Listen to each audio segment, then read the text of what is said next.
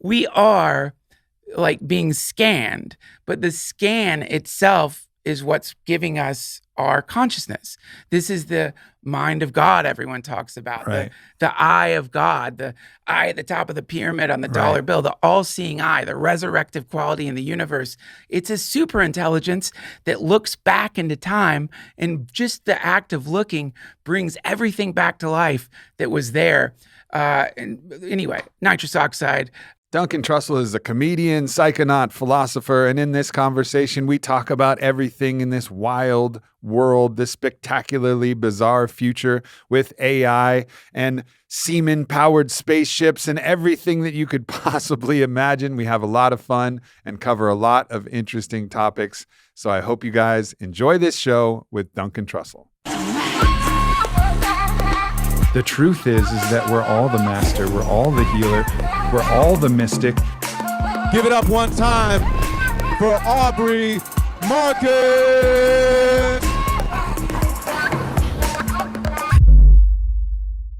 Duncan Trussell. Aubrey. Here we are. Hello. We each have our nicotine delivery devices. I'm having a cigar. You're having a Yours is way cooler than mine. Cute pink vape. Yeah, it's truly really. First of all, I have to say this: don't vape. I feel bad vaping publicly. Like I'm embarrassed by it, but I'm addicted now. So I've gone from like making fun of people who vape to becoming one of them, and even worse, like as punishment from the gods, I've become addicted to something called an elf bar. Oh. Yeah, it's delicious, but it definitely looks like I'm smoking lipstick. Does it taste like real elves? You know, I'm going to guess no. Like, I think elves probably taste like shit, like if I had to bet. Yeah, I bet they're verdant. I bet they're like green. I bet it's like a kale salad. Interesting. You know, because they're living in the forest. Bad news kind of for part elves. of the Could be like ayahuasca, though.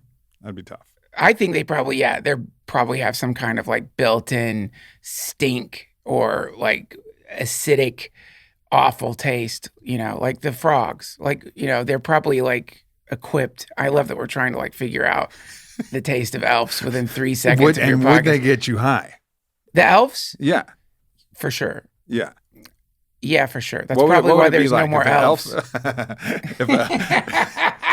If an elf was a psychedelic, what do you think it would be equivalent to? It's going to be definitely some combination of like mushrooms and ketamine, probably. Yeah, some like like mix of those two. I like that. A disassociative, but maybe a little more like of that kind of like mushroom, ambient, sentient it's communication. It's like stars meet thing. the trees. That's it. Stars meet the trees. Yeah, that's an exactly. Elf. God help you if you get people high when they eat you. It's You're the fucked. Worst thing to be. Yeah. Well, people will want you at least to stick around. That's one thing about, you know, like I totally acknowledge all of the problems that exist with sources of psychedelic medicine, including iboga and ayahuasca and peyote, and there's real issues and concerns that we have to be aware of. But one thing I'm confident in is when humans love something, we will fucking make sure that it exists. Right. You know what I mean? Like we're going to be planting it, growing it, spreading it, cultivating it. Unless it's the woolly mammoth. Did we love them though? We fucking love the mammoth. Enough to paint it on walls. They love the mammoth. They, you know, we also like consume it to the point of it no longer existing. Maybe if we crave it too much, then we just can't fucking help ourselves. Exactly. I mean, I would guess that we live on a planet that's like I don't know if you've ever gone to Sizzler at the end. It's been a minute. Me too. Yeah, a long minute. And I will never return. But if you ever find yourself hammered at a Sizzler when they're about to close and there's just the dregs of the buffet and you don't care, you're going to eat it anyway.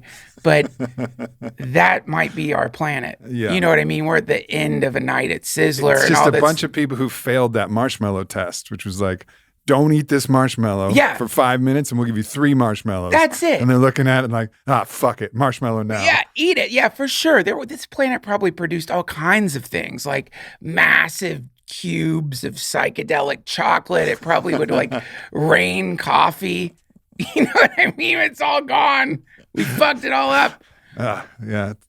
You might be right there. Now we're down to what? Lettuce. We've got carrots. Yeah, infinite amounts of those. Just all the shit nobody really wanted to eat. They'll do. I mean, we'll do it. By the way, carrots are great. I don't mean to knock carrots.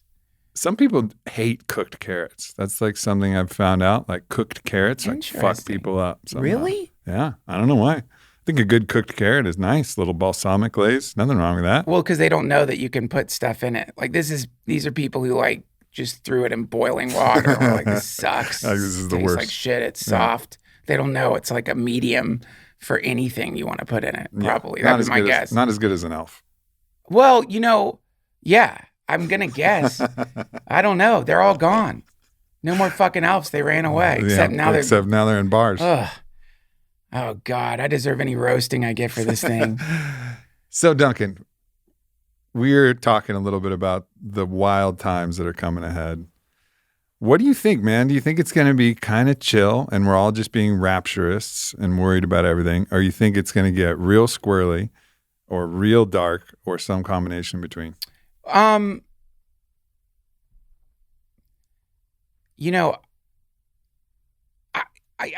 is probably like a cheap way out of answering your question because, especially on podcast, a prophecy is always going to backfire on your fucking ass, no matter what. Right. Someone's like, if I say, Aubrey, I think things are going to take a turn for the better, even though like fear is seeped into so many of us via the news and all that we consume. Things are going to take a turn for the better, and we're going to find a way to be harmonious and use technology in a positive way. They'll take that, and then they'll put it over nuclear bombs going off in New York. You know what I mean? Yeah. And then you look like an asshole. Yeah. On the other hand, if you go the other way, and you're like, 1% of the human population is going to have control over armies of robot dogs with machine guns on their backs, and they're going to dominate the entire planet, then they're going to show like the infinite music festival that starts when the stars align and be like, look, you were so scared. That wasn't really going to happen. So like, I think to me, it all comes down to like, and this is the cheap one, your own projections, right? Yeah. Like, because I have been in an apocalypse. I have experienced an apocalypse just by eating too much weed and being around the wrong people. Right. It didn't require any kind of like chaos or earthquakes or fires or famine, just my own subjective configuration can produce an apocalypse around me regardless of external circumstance. So I imagine the trick would be to like make it so that you aren't apocalypsizing. What's the... Apocalypsing. Don't apocalypse yourself if you can help it. I mean, apocalypse yourself in the true sense of the word, the lifting of the veil, allow yourself to be true and real, but maybe don't like go all day long thinking about like Dateline episodes and looking around imagining. Well, I think so. First of all, I don't think that's a cheap way out. I think that's a very insightful way out because I think like genuinely all of this talk about the multiverse, we think about it like an externalized universe that's separately created by something else other than us. But really, we're walking around in a multiverse now where we're in a universe of our own fucking story where everything we think, see, perceive is slightly different than another person who thinks, perceives something similar, but it's not. Right. So like we're in this co-created multiverse, which we can call the universe, the one verse. Yeah. And potentially there are other whole entire universes, but we have a multiverse that we're participating in, which is our own psychic frame, our own purview into reality. Right. Like that is for sure. Yes, for sure. Yeah, like everybody at the airport, you're looking at just different universes like, hanging out together. Exactly. Everyone. And you look at that and you think to yourself, oh, that could have been me.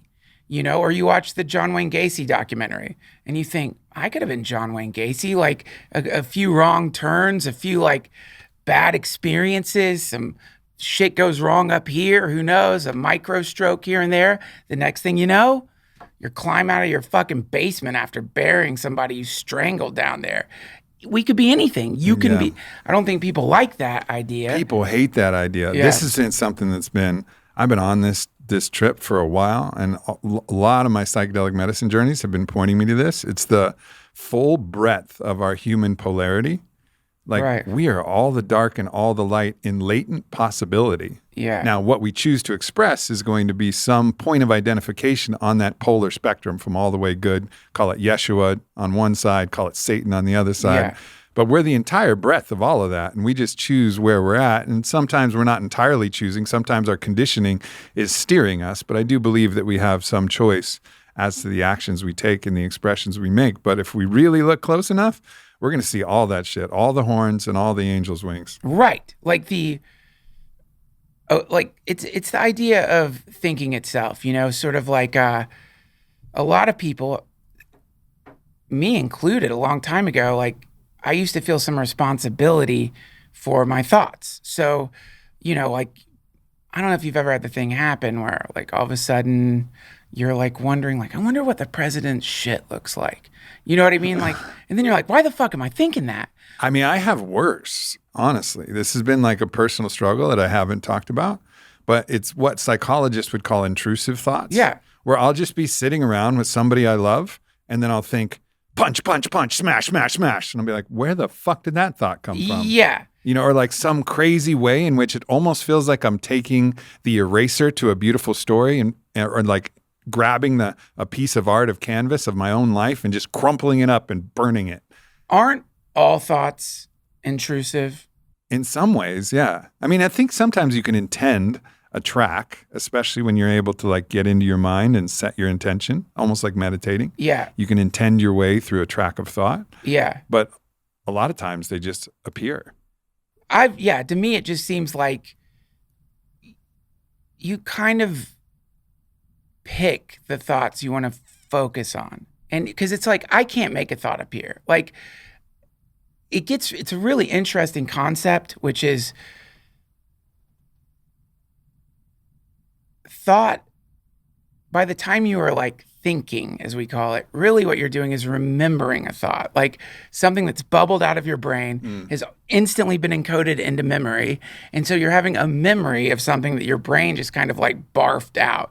And so from that perspective, the whole idea of who we are, especially if you feel wound up in your thoughts, is kind of off in the sense that, yeah, maybe you can like decide, all right, I'm going to think about a rainbow. I'm going to think about a monk turning into a rainbow. But the part of you that decided to think about a monk turning into a rainbow, like wherever that came from, where did that come from? What bubbled up that initial thing that came out? Is that your own autonomous decision? Were you down in your subconscious cooking up the next thing you're going to say? No, it just appeared. So claiming ownership of it is kind of interesting. It's a curious thing people do. It's at the very least a paradox, because there is a possibility that the witness consciousness, the I am. Yeah. The I am is, I think, where free will actually rests in that level of consciousness. But there's not a lot of desire from the I am, because it's a unified field of I am that we're participating in. Right. So the desire to think about anything is not really there, but the possibility that you can think about anything, I think, from that place of consciousness and creation, I think is possible. But then what you end up thinking about, I think, is mostly what you're talking about, which is conditionally related to things going on in your body. I think your body produces a lot of thoughts. There you go. Your body's part of like the biggest thinking apparatus that we have. Right. Yeah, for sure. There's so many weird stories about this. Like a famous story you've probably heard of. Have you heard of this? This guy gets a heart transplant and ends up marrying the person's wife who gave him the heart. Have you ever heard of this? That's cool. No. Yeah, and I think the creepy part of it, and I might be mixing stories here. Forgive me, internet, if this is total bullshit, but I do think I remember like checking it. I think like the person's heart, I think that person killed themselves also or something. So it was like, and I think that person killed himself, something like that. Yeah, like the like by taking another person's heart into you, you sort of take their personality into you, or whatever the thing that we're talking about is. Like there's neurons in the heart. Now people are going to be hunting for hearts of really open-hearted, fucking awesome people. Yeah. Yeah. I mean, people did. I mean, like warriors would like eat the heart of their opponent. You know, they would like eat it. So, yeah, I mean, I do think that a lot of like what we think of as our identity or personality, we don't have quite as much choice over it as we would like to imagine. We, and in fact, whatever that thing is so transient anyway that it's probably a little bit like an imaginary friend. Yeah. You know, you sort of want it to exist. You talk to it. You have like a sense of it being there, but it's not real. Right. How could it be? Some permanent identity, some innate essential self. I mean, doesn't seem to be one. It feels to me like a Russian nesting doll to a certain degree. Like there's an identity encapsulated in kind of like a super identity, like a soul identity. And this is only from my own journeying, right? Of what I've experienced. The personality self, the small self, as Paul Selig would call it. Right. And then there's this kind of larger embodiment of self, which seems to transcend the physical body and the limitations. And it's felt like I've been able to access that non-specific Aubrey, the Aubrey that's beyond this Aubrey, but has existed as many different iterations of Aubreys that carried many different names. Right. But still has a unique identity. And then there's the absolute obliteration that goes all the way to the unified field with the divine, like on a 5-MeO journey or certain other different medicine journeys where you completely dissolve into the one or the zero, the everything or the nothing, which they have subtle distinctions, but nonetheless, it's still a unified field. And so I think it's very interesting to think about our identity, but I think of it like nesting dolls within the dimensional existence that we have. Right. Yeah. The nesting dolls. Yeah. I've thought that's interesting. In Buddhism, this distinction gets drawn between absolute reality and relative reality. And so, relative reality, that's what we're in right now. I want coffee. I'm smoking a fucking embarrassing vape. You know what I mean? Like I've got a jug of water as I try, because I want to stay hydrated, because if I don't, I just dry up and feel like shit. So like that's relative reality. It's certainly here. It's definitely here. Absolute reality, which is what you're talking about, the whatever you want to call it, the totality of all things, the sum total of whatever may be, the ever-expanding circumference of consciousness that, like, there's a million names for the damn thing. So absolute reality is known as eternalism in the extreme. So with absolute reality, it's really funny. Like, you run into this concept of unchanging whatever. So in other words, absolute reality, implicit within that idea is that absolute reality must go on forever. It must not stop. It has to go on forever. It's permanent. So you've applied, that's why it's called eternalism. Eternally permanent. How could it not be? It's incomprehensible that all that is could cease to be, that it wouldn't exist, that it's just gone somehow by some, who knows how or where it goes or what. Because then it's changing, and then it's not eternal. And then it's like Paul Selig said, that which is true is always true. Right. And that's a form of eternalism. So now on the other side, where with relative reality in its extreme, it becomes nihilism. Now you get hyper-materialism, the idea that, like, you know, this isn't really, we're just you've heard a million different versions of this thing, but it's like, we're just molecules, man, temporarily coming together. We're nothing really, man. You think you're something, but you're not. There's nothing there. You're just space trash that woke up for a second. You're going to die, and that's it. Some version of that. So that's nihilism. And so between eternalism and nihilism, this is us. This is why Buddhism is called the middle way. It's the place where you find a way to hold both of those realities. And that's, some people call that the joining of heaven and earth. It's the idea of, like, somehow these two things coexist simultaneously. Somehow nothingness and everythingness, which is what you were talking about, they're hanging out together. They're playing games with each other. They're Yeah. fucking and fighting and trying to, you know what I mean? Trying to work it out. It's like a never-ending debate.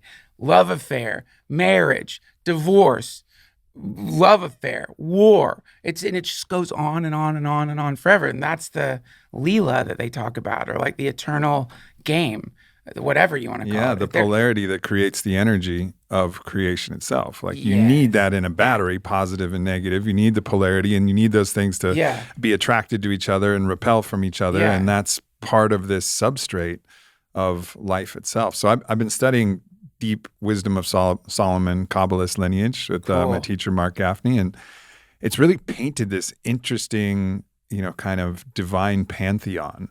And they have this idea of a kind of a deity force called Shekinah, which is like also known as Eros, or like the kind of the goddess divine. But really, when you bore down into it, especially Gaffney's interpretation, it's a little bit like the Tao. As they talk about the Tao as being older than God.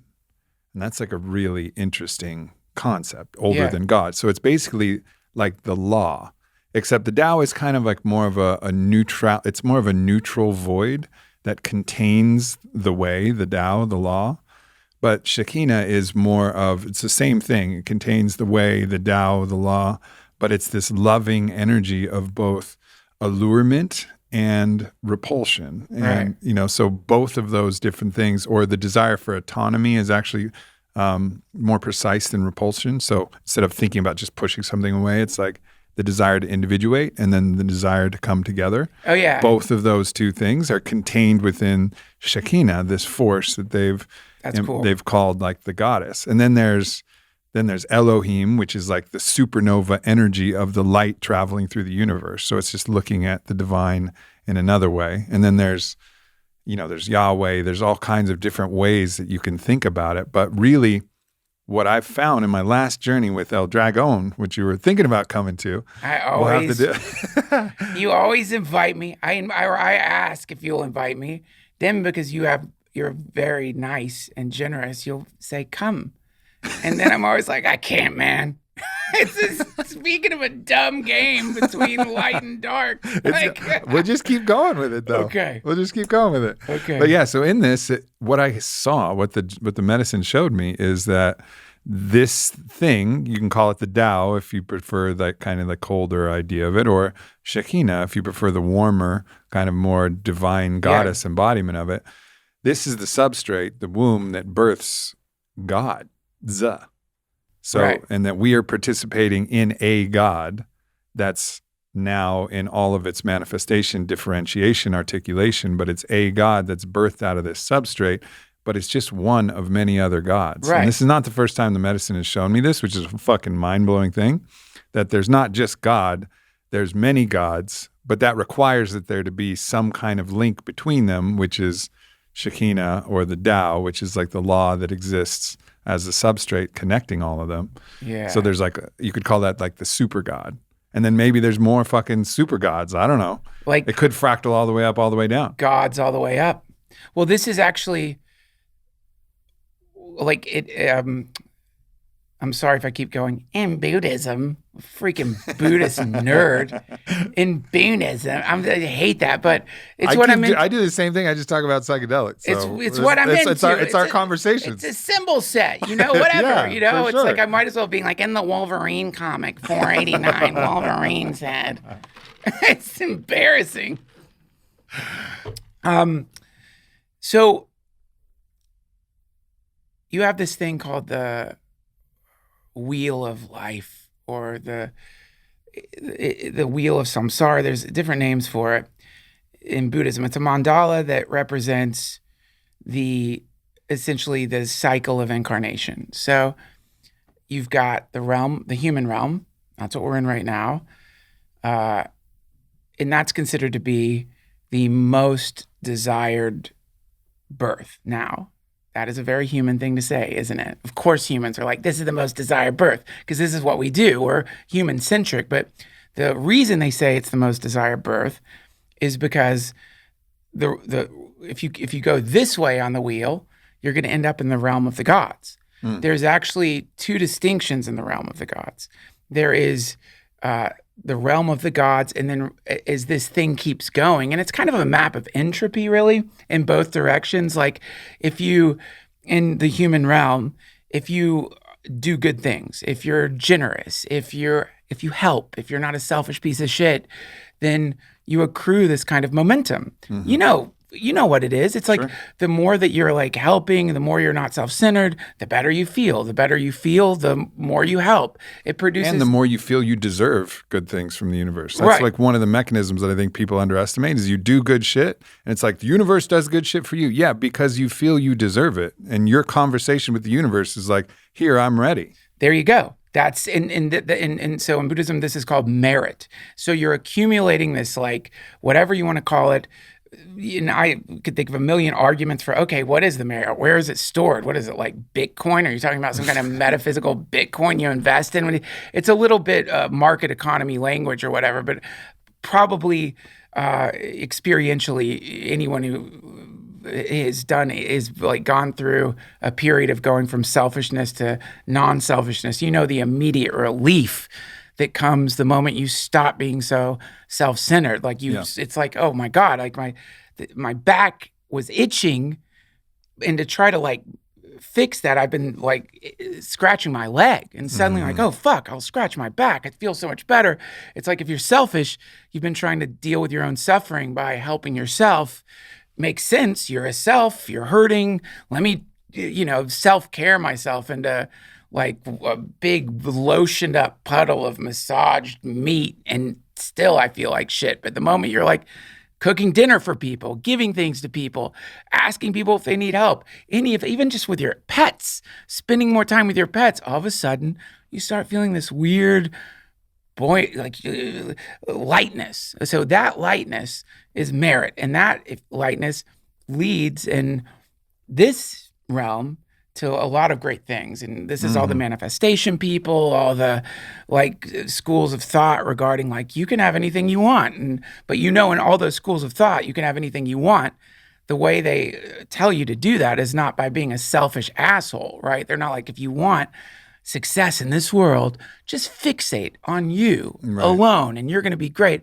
Inevitably, there's some idea of helping, of letting go of your identity, and then you can get a bunch of stuff in this world, and you will become... And the less you care about it, the more you'll get. Yeah, exactly. So this doesn't stop when you die. From this worldview, this actually continues. And so when you die, if you have all of this merit, then that momentum continues, and you can find yourself in the realm of the gods. Now your lifespan is infinitely longer than your current lifespan here, and you will be all the things that you've experienced in this world as far as having what you want or thinking about something and there it is, and all the things that we associate with wealth or like the global elite or whatever, it just keeps going. And so now you're a god, and this is why in Buddhism they say the human realm is the best realm, because as a god, experiencing whatever the fuck that is, and we probably can't even imagine it, but it's so overwhelmingly blissful. Everything's incredible. Everything's wonderful. You forget all the human shit, all the suffering, all the stuff, all the lessons that you learn here in the human realm. It's all gone. Now you're in the realm of the gods, fully absorbed in whatever that is, but it's boring. And there you go. And now the wheel continues to turn. Now we start having the merit begins to fall away. You just get that flickering thought, like, what does that asshole smell like? I think God's actually loves. Let me get down in there and bury myself in the perfumed garden of a beautiful lover. Either sex, if whatever I had your to thing roll is. the dice, I would say gods do eat ass. Yes, indeed. Like if I'm in Vegas, I'm betting that for sure gods eat ass. So the gods, what happens actually is either that sort of thinking comes in, or more likely, the thought comes into your head like, I don't know if I'm going to be a god forever. Like, I feel like things are changing. I feel like whatever this thing is going to go away. It's the moment that flickers in the mind of a very wealthy person when they start getting like really freaked out by their wealth. Instead of enjoying it, they're like trying to like hold on to it as tightly as they can. They get worried it's going to go away. People are robbing me. This won't last. Oh, fuck. And so the thing that got them there, assuming it wasn't, some nefarious act, the thing that got them to that point, they stopped that behavior pattern, and now they're not generous anymore. Now they're not being kind. Now they're self-absorbed again. Entropy kicks in. Now we start going into the realm of the jealous gods. This is where the gods start fighting. And this is like in a lot of world mythologies, gods are always fucking fighting, battling each other. They're always at odds with each other. This is the realm of the jealous gods. And so jealous gods, because they're fighting and because they're like becoming increasingly more self-absorbed, now they will fall down into the animal realm. So it goes from being like, I'm a generous human, to holy shit, I'm a god, to fuck, I want to stay a god forever. I'm going to have to fight the other gods over resources, to, oh shit, I'm a dog. I'm a dog. Now I really am sniffing assholes all day long. And then that continues, that momentum can continue down. And again, this doesn't necessarily mean because you're a dog, you will end up in the hell realms, but now things start gaining even more mass. The possibility for change or liberation, it becomes increasingly impossible, because like dogs are purely instinct mostly, or most in the things in the animal realm. My poodle, there's a noise outside. It's like, when I see light, I'll sneeze. When my poodle hears anything, it shriek barks, runs around the house freaking out. It's not thinking, I don't know if I should bark. It seems to be waking the babies up. And every time I do it, the lady yells at me. It just barks. And then so this gets you into the hell realms. You keep going down in the hell realms. It's like the realm of the gods. Much longer lifespan, but you're in fucking boiling oil or frozen in ice, crystallized down. And somewhere in there, maybe you start remembering, I don't think it's all about me. And then human birth again, and then This podcast, like every other one, whether I mention it or not, is brought to you by Onnit Alpha Brain Black Label. Now, it's brought to you by Onnit Alpha Brain Black Label, one, because this was the company that I helped create, and a formula which I worked with some of the top experts in the world to build, which has become the flagship nootropic all across the country and many parts of the world. But it's also brought to you by it because I take it every single time I do a podcast. I don't miss a podcast without taking Black Label. Now, it used to be Alpha Brain back in the day, but since Black Label came on the market, it just provides this crystalline focus where I'm able to drop in, really connect with the guests, have access to information, stories, words. It creates this kind of flow state. And whether I'm writing or podcasting or reading, taking notes, whatever I'm doing, Alpha Brain Black Label is my ride or die homie. So click the link on the screen if you're interested in checking it out, or go to onnit.com/Aubrey for 10% off Alpha Brain Black Label and all other Onnit supplements and products. And this is such a great metaphor. I mean, you can take that literally, or you can take it as a metaphor of this constant battle that we have in our psyche behind for the gods that we hold of all of our ideas and all of the different ways in which our psyche can manifest all of these things. And sometimes where we can be that automatonic drone just going about our own selfish, solipsistic way, or we can be this truly open-hearted, being that's embodying divine consciousness, God consciousness. And that would be what the wisdom of Solomon is trying to share, is that all of us have access to unmediated ontic identity with the divine as us, living as our sacred name in this existence. So there's this belief that there's more God to come, and the more God to come is us as we step into our divine nature and get to have contact with the divine as the divine is seeing through us. And so all of this that you mentioned is the psychodrama, which was really kind of Hermetic wisdom. All is mind, the universe is mental. Yeah. So it's this whole psychodrama of the way that we can move through heaven and hell in our own psyche. There you go. I knew you were a Buddhist, and now I can. And there's my teacher, David Nichtern, wrote a great book called "Awakening from the Daydream." It's about that. It's about looking at it in the way you just described. Like you can go through all the fucking realms in one day. Yeah. Like and it's exactly as you described it. And if you want to take it literally, sure, go ahead. But you don't have to worry about any of that stuff till you die. But right now, you can just look at the way you're living and figure out if you're in a hell realm, if you're a god, if you're a jealous god. How do you find yourself? Because sometimes I feel the happiest when I care the most. I've been on this deep quest, and in the lineage, I think it's been guiding me this way, because one of the biggest teachings is a process called berur, which is the clarification of your desire.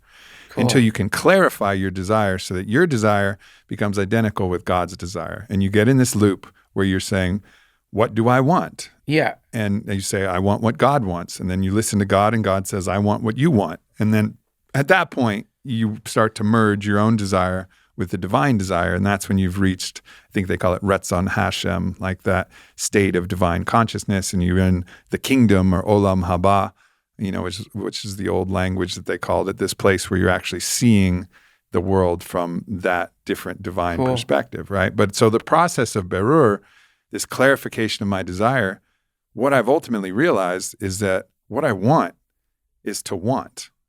And what I want is to want. And what I want is to care.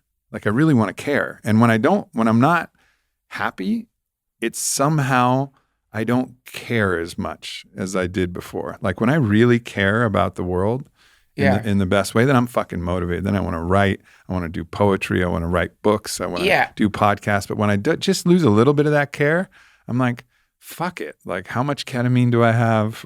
Like, what do I want to do? Because I don't care.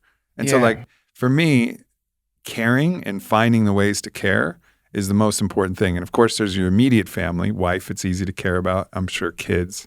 Yeah. And I know that's one of the things I'm looking forward to with kids. It's going to really make me care. But for you, like, caring, like, what makes you care the most? Do you have a trick? And this is part of it's a kind of a requisite for service to others. You got to care the most. And for me, it toggles where I'll care a lot, and then I'll care a little bit less and be a little more selfish. Yeah. Like, do you have a practice that drives you into deeper care? No. I mean, I don't think it would be like honest to say that I have a practice that does that, but I do have a practice that has taught me not to freak out too much when I'm in the not caring states. Because or a way of looking at the sort of penduluming in between those two places, which a lot of times get associated with the head and the heart. Yeah, totally. So the head's are the thinking robot thing, and the heart is just pure love, pure caring. It's the child consciousness. It's the thing Jesus said, you have to become like a child to enter into the kingdom of heaven. Yeah. So, but because I am a neurotic, I'm a very neurotic, uptight person, I'm not always in my heart. And a lot of times I'm way up in my fucking head, pure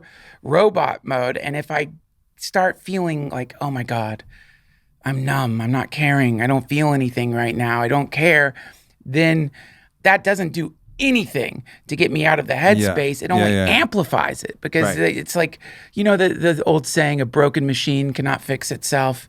So once you get up in your head, you try to think your way out of your head. Yeah, you can't solve a problem on the same level it was created. Yeah. So now you're just burrowing deeper into your fucking head, and by the way, your thought process and all that stuff, it loves it, because it's like, oh shit, let's fix this problem. And it's like someone like the opposite of someone who gets you out of a maze. I don't know if that's a job, by the way. Is that a job? Somebody that helps you get lost? Maze guy. It's like someone who's like, yeah, it takes you deeper into the maze. Like a Sherpa. Yeah, a reverse Sherpa. A reverse Sherpa. Yeah. It's like, okay, no, I'll get you out of here. Sure, yeah. Okay. I think it's like the Mad Hatter would be like a metaphor for that. There you go. Yeah, exactly. That's interesting. That probably is the archetype for it. It's some kind of like trickster lunatic who's like, oh yeah, I know the way out of here. Tea party forever, bitch. Yeah, that's it. So for me, when I do land in those spaces, I just remember that every single other time I've ended up there, it doesn't last. Like inevitably, like I get back into my heart, back into my life, back into myself. And that way I don't freak out quite as much when I go robot, you know? I struggle with that, I guess, a little bit. It's almost like the saying, oh, ye of little faith. You know, like no matter how many times I've made it through one of these little crucibles when I'm in it, or I'm in kind of scarcity or self-doubt or in this removal from my heart and in my head and not caring, you know, I'll be like, oh, fuck, here it is. I fucked it up. I'm broken. And I have a little bit of that faith, but definitely not enough. And always when I ask questions about like, what do I need more of? It's always like more faith. Like if I'm in contact with what I feel like is either my higher self or divine guidance, it might all be the very same thing. And it's like, what do I need? It's always love yourself and have more faith. It's like very simple instructions. Infuriating. It's infuriating. That shit is so infuriating because you want it. The thing, the reverse maze Sherpa. Yeah. He or they want it to be complex. Yeah. Like they don't want it to be like just fucking drink more water, go get some sun. Yeah. Maybe like it's not a good idea to drink vodka 3 weeks straight. You know what I mean? Like very simple. And then all of a sudden you're feeling good again. You're in your heart. You know, and this is Ram Dass talks about this as the experience of being lost at sea. You're in a raft and all of a sudden the waves lift up just high enough so you see an island. And then you go back down. And then for a while, the island's out of sight. And you have to remember, no, for sure, there's an island there. There's a place. There's a thing. That thing is there. I know it, even though I can't see it. And so that's all you really have to do. And is that faith? Sure. I think it's rational, too. It's just logic. Yeah, sure. You know? Though I do agree. I mean, I think it is fun to be in the desert, to be, like, completely lost. Yeah, that's true. No faith. It's almost like a fetish. It's almost like a kink. Yeah. Yeah, well, it is. I mean, it's an addiction. It's a form of addiction. A lot of people like doing that. They like intentionally throw themselves from like one realm to the other only because they are enjoying like, you know, look at Naked and Afraid. These fucking survivalists. Yeah. They get so hardcore about it. They don't get paid for Naked and Afraid, you know. Really? Hell no. If they paid them, I think there's all this legal shit. By the way, I could be wrong about that, but I'm pretty sure you don't get paid. Damn. There's certainly no, like, at the end of, like, being naked in the woods for however long they're out there starving. And just full of fucking bug bites. Parasites. They're just, because they're drinking weird fucking water. They're eating weird shit. They're always puking and getting sick. Yeah. But no, I think that if there's, like, money involved, then legally it changes. Like, I don't know. I'm not sure about this, but they don't care. They want the challenge. Survivalists, they want to see if they can get out of the fucking woods, if they can be in these situations. It gets them high as a fucking kite.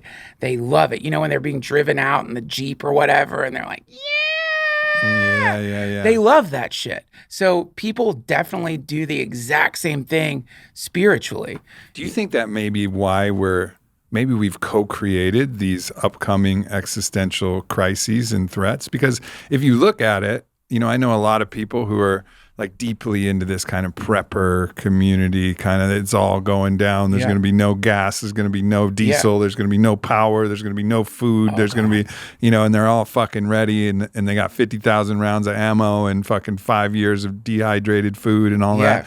And look, you know, like we have a farm and Kyle's running it and we got some things that we're organizing. It's not like I'm completely removed from this. So don't think that I'm talking shit if that's what you're doing. I'm certainly not. I'm participating to some degree in that. But the one part that I'm not participating in is this sense of hope and glee about the upcoming potential disaster that I can kind of feel from some people. Like, it's almost like you can really tell that they hope that it happens. Like, I hope I never fucking touch that food in my food pantry. Right. Like, deeply. Like, I'm super happy to throw that shit away. It's probably not delicious anyways. Probably not. So it's like there's zero part of me that's looking forward to it. I say that, but then again, here I am saying what I want is to care, right? And when would I care? Well, fuck, I would care if the world really needed me for some reason, then I would really care. Right.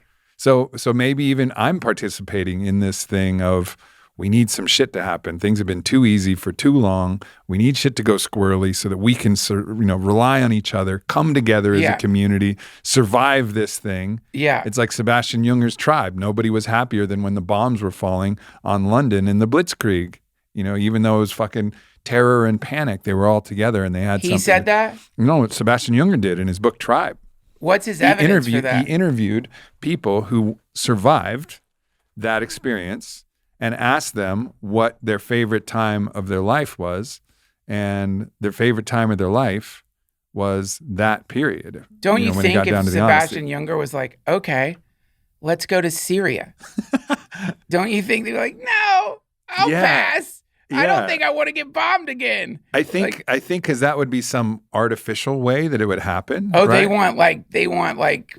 I don't think that's even conscious. I think they just found themselves in a situation where every Englishman they saw was their brother and their sister. Right. I bet people in New York had that experience to a certain degree when the towers fell, where every New Yorker was their brother, was their sister. Yeah. If something fell, they were there to pick it up. If somebody needed support, they were there with food. If someone was hungry, they gave them a sandwich. It opened their hearts to being in this tribal sense of we're all in this together, which I think is such a deeply satisfying feeling that you don't even remember the other parts, which are terrible, but it felt so good. I know what you're talking about. To feel that way. Yes, I know what you're talking. It's like, for fun, you could imagine, obviously this is not happening, but just as a thought experiment, imagine this.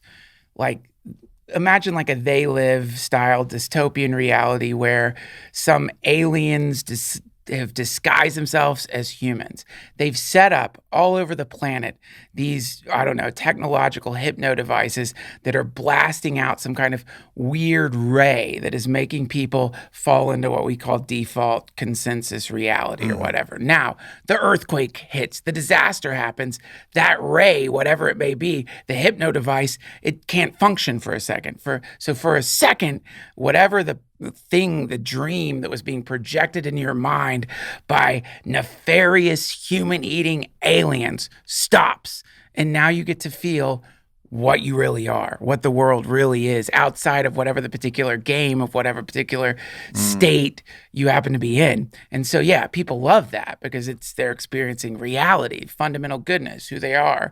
And I get it. I think probably,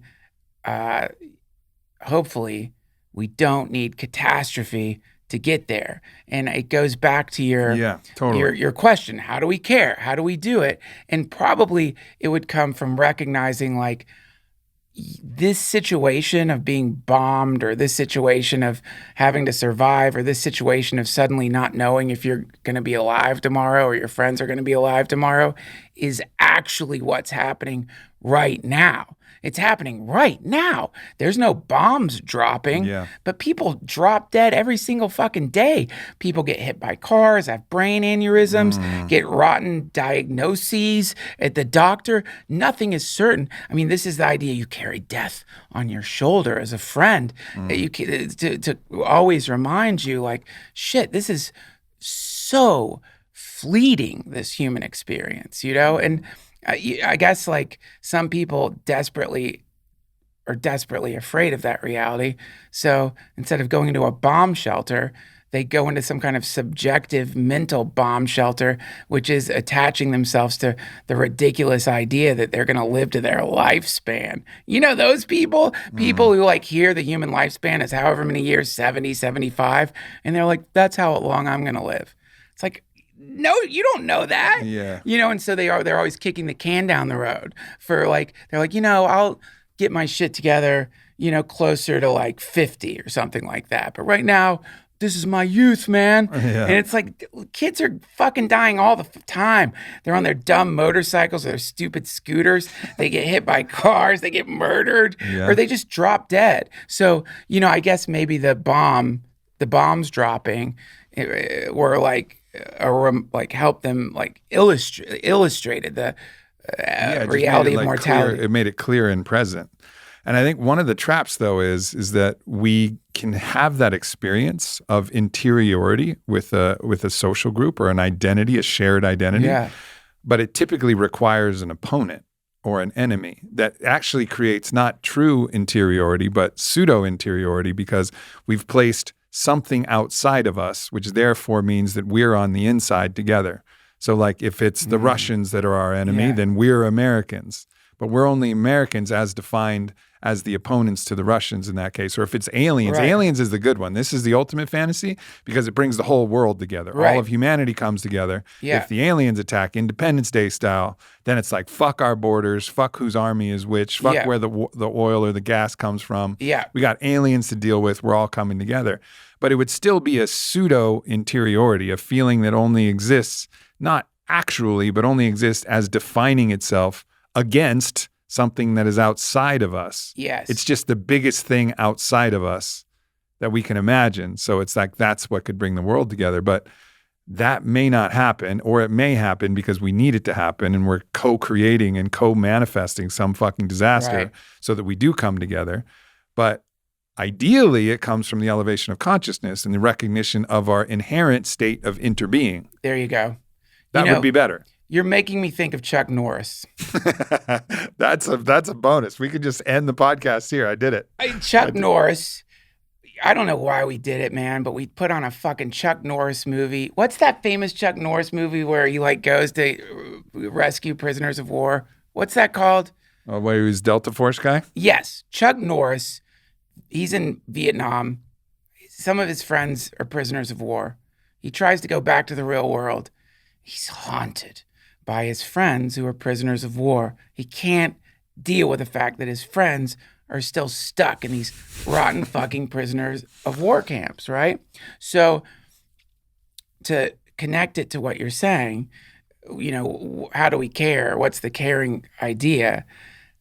If we're going to buy in to the concept of reincarnation, which I do, and I don't understand it, but if we're going to buy into this concept of like energy cannot be created or destroyed, and sentience itself is a form of energy, we've been on this ride for a long, long, long, long time. And so because of that, I've been your mother, Aubrey, and you have been my mother. And everyone has been our mother. Everyone has been our child. Everyone has been our lover and friend. And everyone has been something really important to us. But generally the idea is it's through the mother that we can start to understand. Like, because imagine if your mother was in real trouble, like if she needed your help, if your mother really needed you to do something to get her out of a burning building or to like help her out of some situation, a lot of us don't have great relationships with our mothers, so maybe some people are like, fuck that. but well, it's working for me. I can feel it coming already. I can feel the sense of like courage and actually my eyes getting watery because it's like I'll fucking do anything. That's like, and so to like whatever it fucking takes. The question I deflected earlier because I don't like saying things that are theoretical, but in what's known as Tibetan Buddhism, the path to the heart or the way to caring is through the mother. And so you remember first your love for your mother, and then you connect that to the reality that everyone has been your mother. Everyone like gave you everything to. And the earth is our fucking mother. Yeah. We drink her milk and her water and eat her flesh and breathe her air from her lungs. Like, even if you don't have that earthly mother, I think sometimes we can get trapped in a shitty relationship with one of our birth parents and say, well, that's my mom sucks. No, that was the person who gave birth to you and is on one reality. Yes, you can call her your mother. Yeah. But who has nourished you your whole entire life? Gaia. And who will continue to nourish you forever.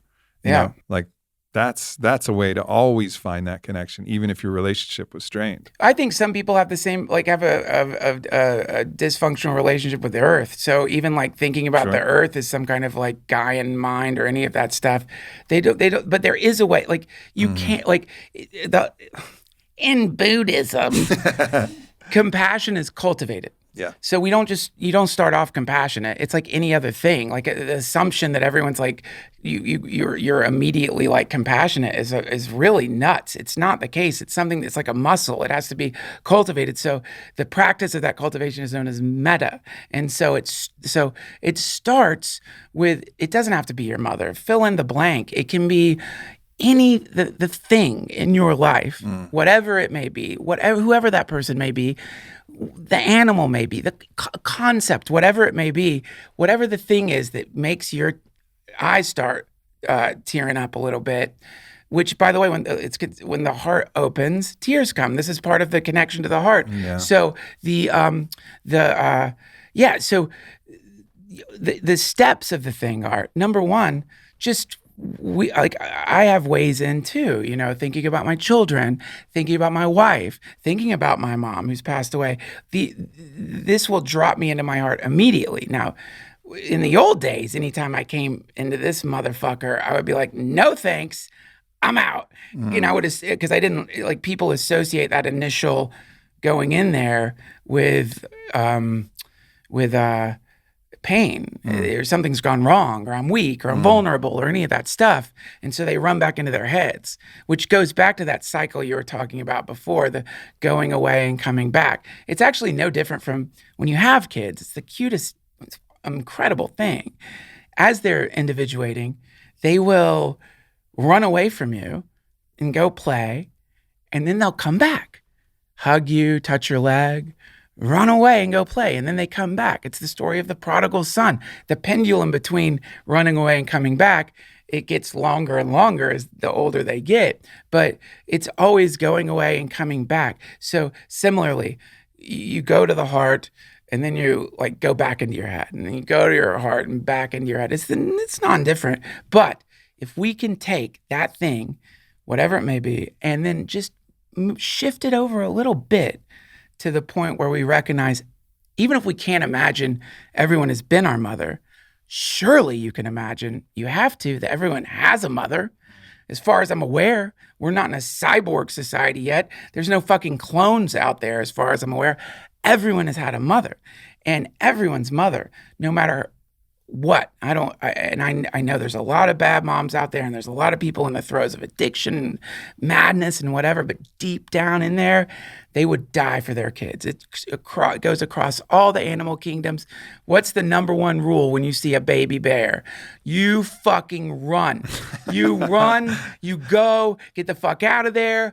Go, because the mother bear doesn't care if you're like, no, I just think your kids are cute. The mother bear's like, I just got to kill you. That's the way it goes. I don't know. You know, this is the law. I'm going to kill you. So that's across all. Anyway, the point is, once you start recognizing that, the person you've been bullying, the person you've been talking shit about, the person you've been an asshole to, remember their mother. Their mother wants them to be okay. Their mother doesn't want them to suffer. Their mother doesn't want you to take petty vengeance on their kid. It's a heartbreak to imagine our children being bullied or hurt or having to go through all the shit you inevitably will. So this is how I think you can start caring. Yeah. And but again, man, this is more of a theoretical thing because I don't really do the meta practice at all, but I've heard a lot of great lectures on it. Yeah, it makes the most sense. And obviously both of us are big fans, and you had a personal connection with Ram Dass, mine just through his work. But, you know, he says, how do you quiet the mind? You open the heart. How do you open the heart? You start loving anything, that thing that you can love, and expand it and expand it and expand it and expand it. And then you open the heart. And that's, I think, where we talked about choice. This is where I think we have that modicum of choice to make. Yeah. Like we can make a move like that where we can find that thing that we can love, which I just felt happen when you started mentioning my mom. Find that thing we could love, and I could consciously go in there when I'm feeling in my head or I'm feeling disconnected, like I don't care. Go in there and start really using that as a lever, as a portal to open my heart. And then once my heart was open, I would care about everything because I would see that love, as energy that was existent in all things and all beings. And then that then opens you up to that higher spiritual plane where, as Ram Dass once again said, you love everything, not every being, but everything. Yeah. Because you see that fundamental God spark that you saw in the thing that you loved in everything. Yeah, that's it. And then you're there. And it's and this is like when I was hanging out with Ram Dass, I was like so up in my head, and I would just be like, I'd be like, I can't, it's too hard, I can't do it. And he would get that big smile. Because when you're around someone like that, it helps a lot because you do go into your heart around them, and like he would just smile and be like, it's easy. And it really is, actually. It's the problem is if you've been out of that space for a long time, then you could naturally not want to be there because you think, oh, I'm experiencing heartbreak is what people think. It's like, no, you're not. You're experiencing your heart. The thing that's breaking is your fucking ego. You know what I mean? There's really no such thing. I think is actual heartbreak. I agree completely. But there is definitely a ego shattering experience that happens when you're in there because the ego wants to defend, it wants to win, it wants to gain, it wants to be victorious. The heart, it just loves. And that is really embarrassing if you're like a very sophisticated person who's designed like hardcore, awesome, beautiful, hyper refined defense mechanisms as like part of your mating ritual or whatever. It's like to be all blubbery down in your heart, to be in your heart and be just completely incapable of vengeance anymore because you're recognizing everyone's your mama. That's not cool, dude. That's not in the Clint Eastwood movies. No. There's no 44 Magnums involved in that story. No, it's fucking embarrassing. It's innately, perfectly, beautifully embarrassing. But what's more embarrassing than that? Like walking around, looking around the whole beautiful world like an enemy's about to jump out of the shadows, or that, you know what I mean? Or walking around like some asshole in Game of Thrones playing the long game, planning to show your fucking enemies, look what I became, all that stuff. Now that, if I'm going to pick embarrassing, I would rather take the blubbering, inside the heart. And it's actually not blubbering. When you get around the people who have like cultivated that, it's intoxicatingly beautiful. It's so beautiful. And it's like being around a spaceship or an alien or pure technology. And it's contagious. I recently had an experience with Gurudev Sri Ravi Shankar. Have you met him? Come on, man. You going to say that now? What? When I said, when the heart opens, tears come? Yeah, that's his. Okay. I'm going to tell you something wild. Okay. Number one, I guess I just admitted that I stole a line from a saint. I'm sorry. Number two, and here's why. I gotta, oh, man. Okay, this is embarrassing. So I had him on my podcast. And me too. I was not prepared in the sense that like, I don't know how you can actually prepare for like meeting people like that, but he's the real deal. He's the real thing. Yeah. And so we're just talking and he's like just being what he is. So somewhere towards the end of the conversation, I'm tearing up. Yeah. But it's not like he's saying, everything he's saying is incredible, but it's not like I don't know how to put it. Like, it's not like what he's saying is like something you don't think like that was so clever.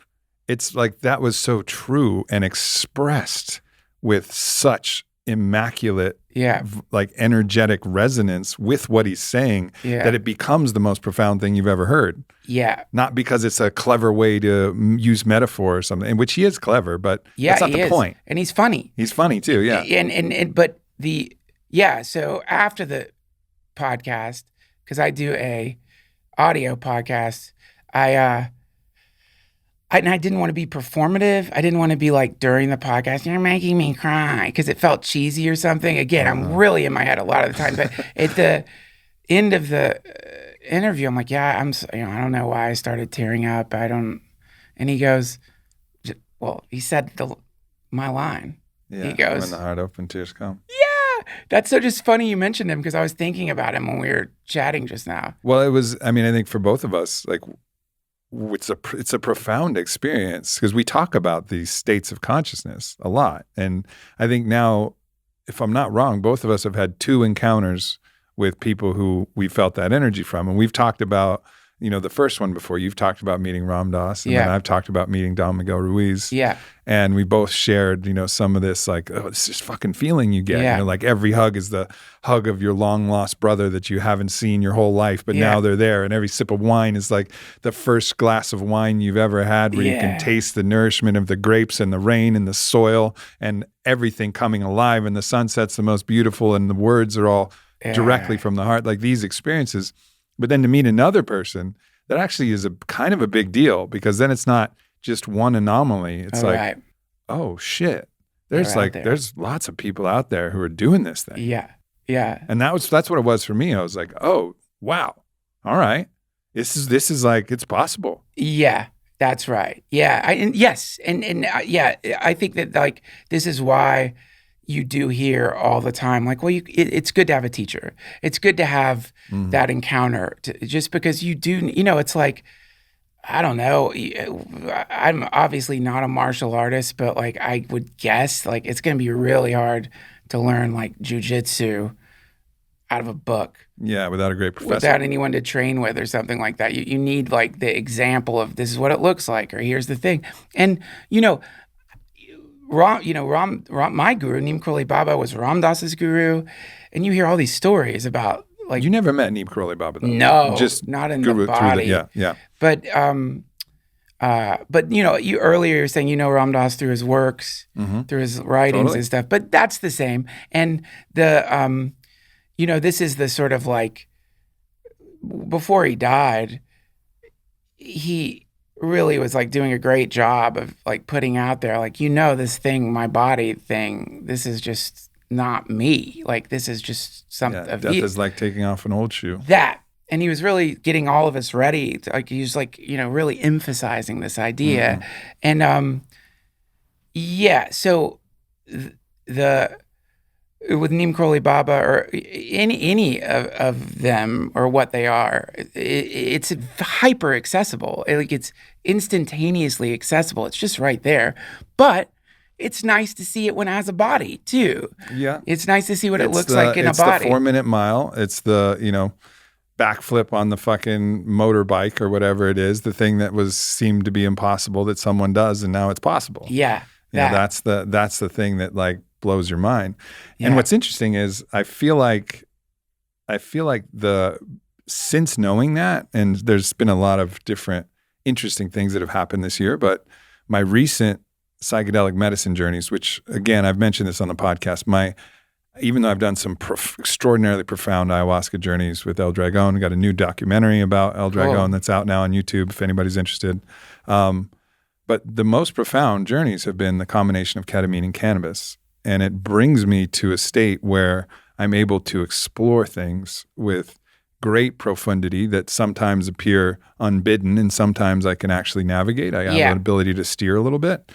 But for whatever reason, this has come unbidden, where it's really asking me to, and I quoted Ram Dass saying, you have to love everything, not every being, but everything. And also the embracing of the entirety of our polarity, all the way from Yeshua to Satan, the whole thing. Yeah. And seeing that as self, and learning to actually go through the portal of seeing all these things that we have hate towards. Disgust. Disgust was like a really interesting portal that the medicine journey brought me through. It was like, you have to see beyond your disgust if you're going to learn to love everything, because the moment you have disgust, that flinch of like, oh, gross. Yeah. You've denied the God in that thing. Right. Right. So it was like for 2 hours, it was showing me the most horrifically disgusting things that you could possibly imagine, like the most revolting. So it was just one aspect of the hell realm, but it was the disgust realm. Cool. And it would blow. I mean, a couple times I just had to crack up laughing because I was like, this is ingenious level disgust. Like, this is so horrendous.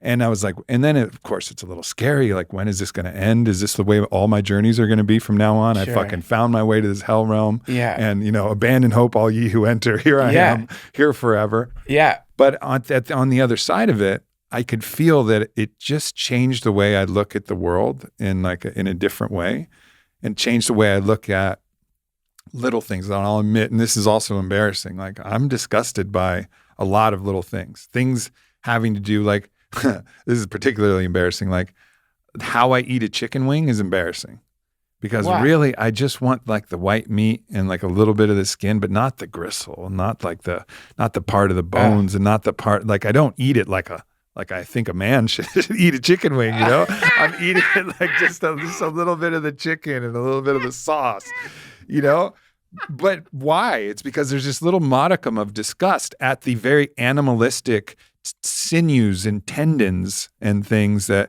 he's even like fats on meats and the gristle of different things, like, ew. But it was showing me so much more extreme through that. You have to take Jordan Peterson's seminar on eating chicken wings like a man. I fucking do. Well, this helps. This is what my journey was about. It was basically like, get over this petty little disgust and like get into being able to embrace life truly erotically, which is an embrace of all the shit and piss and blood and gristle and tendons and all of the different aspects of life and death itself. And if you have that disgust impulse, keep looking at it until you can peer through it and see the other side. And also recognize it, just like a fear impulse. Sometimes it's good to run. Sometimes food is bad and it's spoiled and you don't want to eat it. And sometimes that ass has actual shit in it and you don't want to eat that ass either. Well, you know what I mean? I on every level. Now, may I play devil's advocate? Please. Okay, here's something fun to think about. So there's some fundamental experience. Everyone's having it. You're having it right now, just a fundamental basic experience. And then you tell a story about it. So this is like, there's a lot of different examples of this, but you look in the mirror, if you're me, and you're like, God damn, I need to fucking start running. What's going on here? Look at that. Jesus, those love handles are not getting better. Why? How is that even possible? What's going on with my tits? You know what I mean? Like, you look at it and you're like, or you might just think, I'm getting old. Look at those wrinkles. You know what I mean? Now, what really happened is you looked in the mirror and you saw your body, and there's wrinkles, and asymmetrical love handles, and all this stuff. And that's it. That's what happened. And then you started telling a story about it. Now, the story is where we get lost. And in the story, it never ends. The story, it leads to another story and another story and another story and another story. But it's not the thing itself. The thing itself is all it is. Now, this thing you're talking about, revulsion, aversion, whatever you want to call it, what if no story? Yeah. What if it's just you feel revulsion? That's it. And then you're going to feel something else. And then you're going to feel something else and something else. So instead of trying to escape the repulsion, change the repulsion, up-level the revulsion, shift it into some other thing, and all the guilt that goes along with that, a sense of imperfection. What's wrong with me that I should be revolted by the way I ate a chicken wing? I've got to learn to eat chicken wings differently or whatever. Just experience the purity of that thing on its own. No story. This is just what it is now. Now, to me, if we're really going to talk about the spectrum of reality and how all that is must be good, or if not good, the truth, it must be the truth. Whatever's happening is the truth.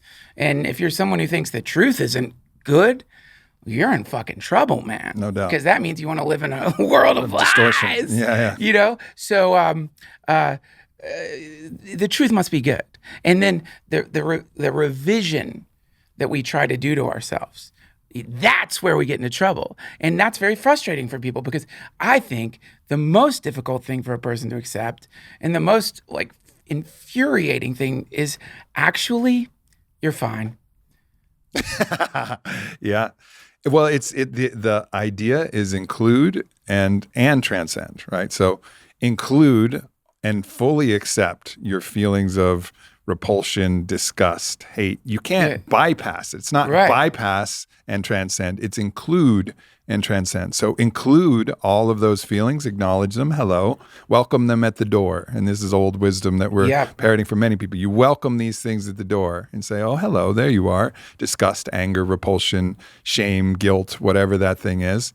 And then you apply an even higher purview or a different purview of a different type of story, a story where you have a different perspective, and then you transcend that feeling into something else. So I think that's kind of what I'm talking about. But the first part was the inclusion of and the acknowledgement of my disgust impulse, and then the transcension of that, which was, oh, that is just the thing. And my response to it is not actually the objective truth. It's just my story about tendons and ligaments and feces and all of this is that it's somehow not what it is. So it's I think not mutually exclusive. It's both. It's exactly what you're saying. And it's also there's also a place to see things from a different perspective, which really qualitatively makes my life better. You know, because ultimately, the less disgust impulse that I have unnecessarily, or the less fear impulse, or the less anger impulse, the happier I'm going to be, the more I can engage with life in an erotic way. I also had the same thing happen with, I wash my hands all the fucking time. I got this, I don't know where I fucking picked this up. I used to get sick a lot when I was in my 20s, and I thought it had to do with like hand cleanliness or something like that. Yeah. But it's always stopping me from just, if someone has like a bowl of nuts that I would really like, or like a piece of fruit that they pulled out of a tangerine and I really want to eat it, but I haven't washed my hands, or they haven't washed their hands, I won't eat it. So that's preventing me from engaging with life erotically and just living in a state where it's like, it's okay. I trust my hands. I trust this. So then a medicine journey, it was like, you have a choice. You either can live like an erotic mystic or a neurotic mystic.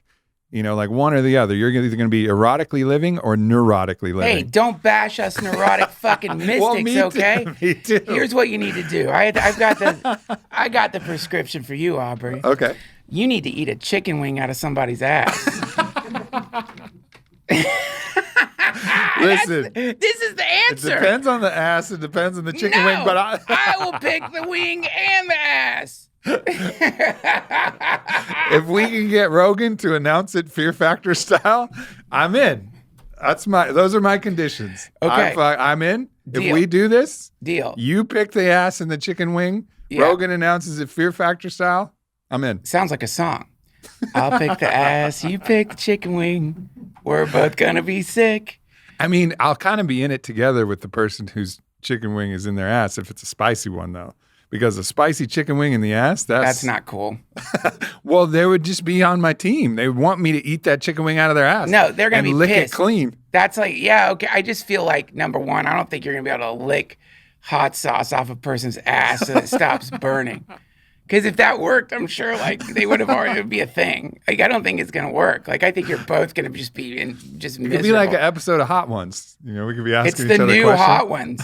Yeah. Yeah, it's the new Hot Ones. It's like, and also what you do, so no one knows. You don't, like, we don't know anything other than it's an ass.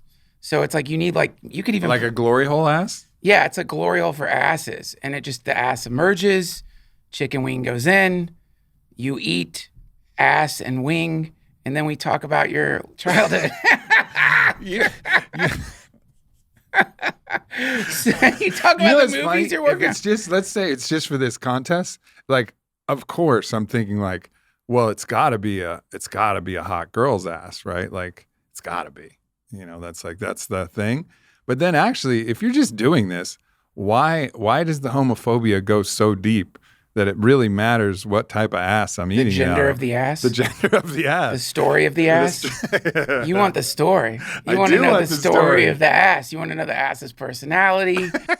What languages does the ass speak? Yep. You can't just deal with just a pure ass. You've got to know everything about it. That's true. Look, I don't know the answer to these questions, but I would say, like, to get back to what you're talking about, like when you find yourself suffering because of some habit, definitely I think the idea of like, I'm just going to have this habit and because this is who I am and this is perfection. No, like you can change your habits. You'll be much happier and probably the people around you will be much happier.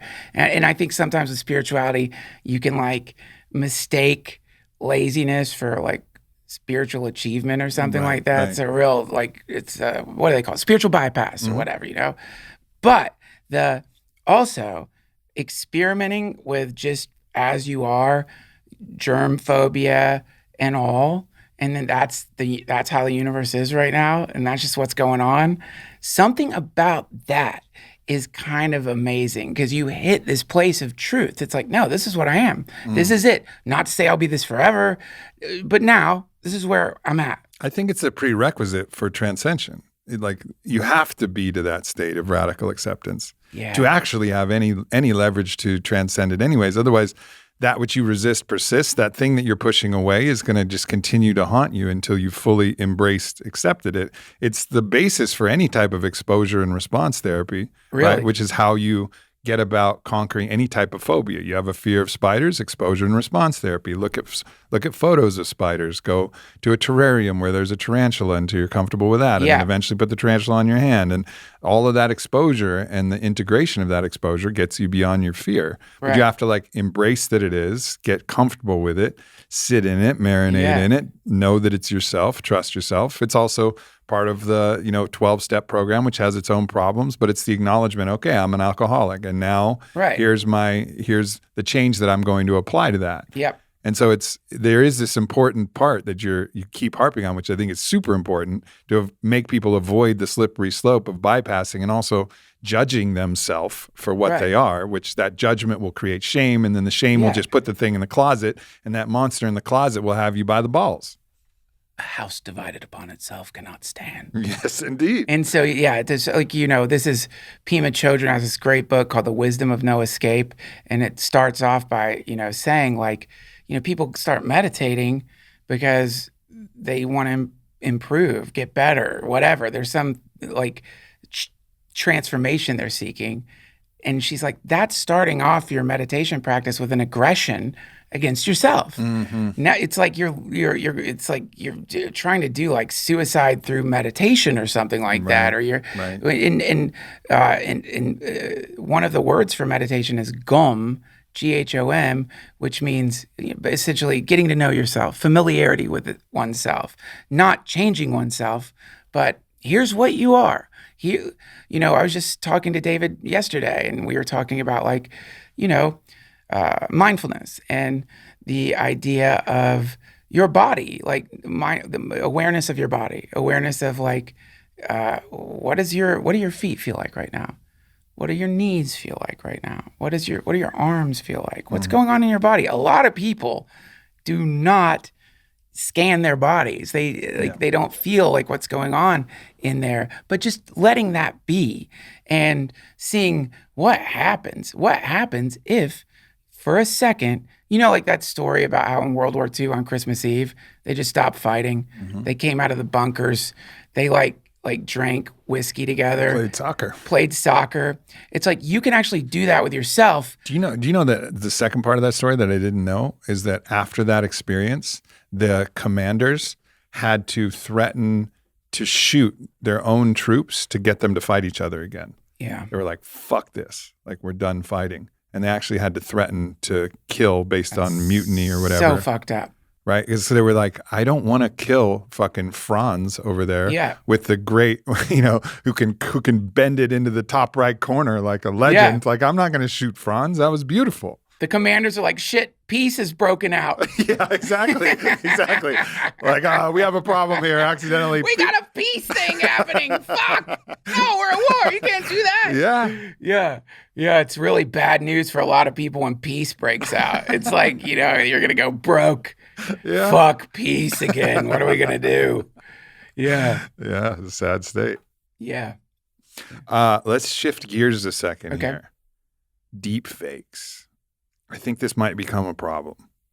And I don't know how, I'm guessing you're kind of like, have your finger on the pulse of it a little bit. It feels like they're starting to come out, like deep audio fakes are already pretty damn good. You have enough like audio content. So for us podcasters, it's going to be real easy to like take our voice, match the voice, match the inflection, and get us to say whatever the fuck you want. Right. And it's going to be almost indistinguishable, if not indistinguishable. I think. Inevitably indistinguishable at some point. Right. And then, you know, with video technology, obviously we've seen it in the movies, et cetera, but it's starting to get better and more accessible. We're going to have deep fake videos that match our voice with us doing shit on video. Oh, yep. This is going to be chaos. Yeah. Yeah. I'm excited. What do you think about it? Well, you know, if you fucked around with the text to art, if you fucked around with the text to art like DALL-E 2 or Mid-Journey or any of that stuff, so yeah, you can basically just like tell this like neural network like, hey, I want to like, can you do just describe anything like unfortunately it does censor sex stuff right now, but like theoretically if the censor was off, you could be like, I want to see can you draw, you don't even have to say can you draw, you just type in like Godzilla eating a chicken wing out of Bigfoot's ass. And within a minute, it won't just like, and you can also say in the style of Monet. So like in a minute, less than a minute, it will do 4 like pictures depicting what you said in the style of these famous artists. And it does it so fast. There's a lot of controversy surrounding it because the neural network seems to be like recombining images from like a Google image search or something, but doing it in this clever way, like a kind of collage that creates its own work of art. And people are like, isn't that kind of like theft? Like, you're just taking other art. Yeah. But regardless, it does it and it does it instantly. And so the processing power isn't there yet for it to animate it. So to get to the point where someone could say, generate a podcast between Aubrey Marcus and Godzilla, and he's asking him, what's it like to eat a chicken wing out of Bigfoot's ass? And we're not there yet, but it's coming. It's coming. That will happen. It's inevitably going to happen. It's going to like transform the way, like right now, you want to watch a movie, you go on Amazon and you look for a movie that's going to scratch the itch. Like maybe you want a drama, whatever. Maybe you're like wanting to, you know, some cool thing to watch with your partner, whatever. And you fight over it or it sucks. But theoretically, because it doesn't exist yet, it's all based on processing speed. And we do know that there is a way to like predict how processing speed, how computers are just getting faster and faster. They're going quantum. Yes. So eventually it's going to be like, you know, hey, I want to see a movie. I want to see a movie with, you know, about like Bigfoot and Godzilla. It's like Call Me By Your Name meets The Shining, you know, but make it like Alfred Hitchcock directed it. I want some suspense, and boom, that's the movie it's going to make. Now, we're not there yet. Again, it's processing speed. But so the deep fake thing is the very tip of the iceberg that's getting us closer to what McKenna predicted as like pre-singularity, which is the amount of time between what you want and its existence in the universe is collapsing. So the right now you want to like make a movie with Godzilla and Bigfoot, man, that's a big budget movie. Probably it's going to take $100 million minimum. Going to take a few years, not to mention all the licensing and shit. But like, boom, all of a sudden it's there. It's just there. Now you have it. So this is going to get spectacularly bizarre when you've lost a parent and you ask the thing to put you in a VR room with your mom, and it does a personality scan of your mom from her like Google like all the data they collected on Google or in Facebook or whatever, and suddenly you're hanging out with your mom who is being animated by like whatever the next iteration of Lambda is that Google is working on, the sentient AI, and now it's not like a chatbot that's stuttering and like, oh, good to see you, Brie. Yeah. It's going to be like, I'm so glad you're here. I wasn't in my body. This is just channeling my body. You know, this is my personality is infinite, and this is one aspect of who I was, and I'm so glad to see you. So that's coming, and it's going to fuck up the entire grieving process. Also, there's going to be all these like ethical issues about, so I guess my mom is owned by Mark Zuckerberg now and his server. You know what I mean? And so that is where it's headed. And then if you want to take it one step past that, I'm glad you asked me the question. This is like a nitrous oxide epiphany I had. Like, I can't believe I just took a hit of my stupid vape after saying nitrous oxide epiphany. I'm done. After this, I'm going to India. You'll never see me again. So I had this like realization regarding data and the permanence of data. The idea of the possibility. Okay, like, you know, right now we've got this incredible telescope, the James Webb Telescope. It's looking out into the universe, doing all kinds of awesome things. It can detect water molecules in the atmosphere of planets so fucking far away, so impossibly far away. And it can tell, oh, there's this much water in the atmosphere. Now, imagine that thing, except it isn't just scanning for water particles. Imagine if it could scan for like organic life. Like, just imagine if the thing was turned on our planet and it could peer into the dirt and scan the dirt for bone fragments. And then imagine from those bone fragments, it could simulate what the creature the bone fragments were attached to was like. And based on the vegetative matter in the soil around the bone fragment, it could actually simulate the way that thing might walk or hunt or be. And then imagine that from these simulations, it could actually bring a being to life. It could actually bring what its personality might have been like to life. We're talking technology that God knows how far away it may be. But suddenly, there's this possibility that via whatever this technology might be, we could scan a planet, simulate the beings that lived at various time periods in that planet, resurrect them, use artificial intelligence and this same insane technology that like Midjourney and DALL-E is using to literally create a simulated version of that planet at any given time frame, indistinguishable from reality, right? At that point, you have like a weird time machine / resurrection device that's sort of bringing things back to life with impossible, perfect clarity on every level so that they think they're alive. You know what I mean? So anyway, I'm on nitrous oxide when I'm thinking this. And then I realize, oh, it probably already did it. Like that's probably what's happening right now. You know what I mean? Yeah. We are like being scanned, but the scan itself is what's giving us our consciousness. This is the mind of God everyone talks about, right. the eye of God, the eye at the top of the pyramid on the dollar bill, the all-seeing eye, the resurrective quality in the universe. It's a super intelligence that looks back into time, and just the act of looking brings everything back to life that was there. And anyway, nitrous oxide.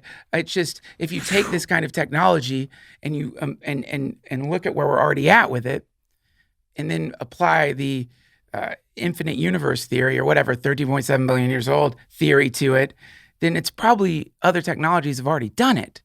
And if they've already done it, then the odds of us being in the first version of reality, or even if that even is a thing, are pretty slim. Well, okay, so there's so many fucking things. I haven't thought about this nearly to the extent that you have, and I'm so glad I asked you this question because it's opening up so many things. One, you remember when you asked Paul Selig about AI? Yeah. Do you remember when you asked him that question? I do. And he was like, basically the guides came through and they were saying all of this is underestimating, like AI creating actual sentience. And they were like, all of this is underestimating something that is irreducible, undying, unquantifiable, and like unreproducible, which is human consciousness abiding in the divine. So I think there is a premise that we can actually create genuine sentience that I'm not sure I agree with, and I tend to veer towards Paul Selig, but that remains to be seen. Certainly by the algorithm, it looks like we're heading towards that thing, but I still have my doubts. So I just want to put that caveat out there as a potential, devil's advocate of there may be something that we're missing that we don't see that's involved in sentience that is can't be created in the binary way that we're using computing now, or even in the quantum way. Okay. That said, opening up some of these other fucking wormholes is fucking crazy, because that would mean that if you wanted to have a kind of replication of some dialogue, fucking A. First of all, your family, of course, for the sentimentality of it, but also take someone, you referenced Jordan Peterson. He is somebody that so many people look up to for advice. Like, and imagine if he was your dad or your uncle or somebody like that, and you could talk to him and ask him any question. Well, if they fed in every podcast he's ever done, every speech he's ever done, every lecture he's ever done, you could have your own Jordan Peterson fucking bot that you could just talk to about anything and everything in life, or name your person. Could be Gurudev, or it could be fucking Rogan, or you, or me, or whoever the fuck you want. Yeah. And then you could just have that interaction with them, and it wouldn't be actually them, but it would look and feel, and people are going to be falling in love with these things. They're going to be, it's going to change the whole world. Yeah, that's right. Yeah. It is, and all, to address that idea of like the soul particulate or whatever that may be that comes up a lot with AI and sentience or whatever.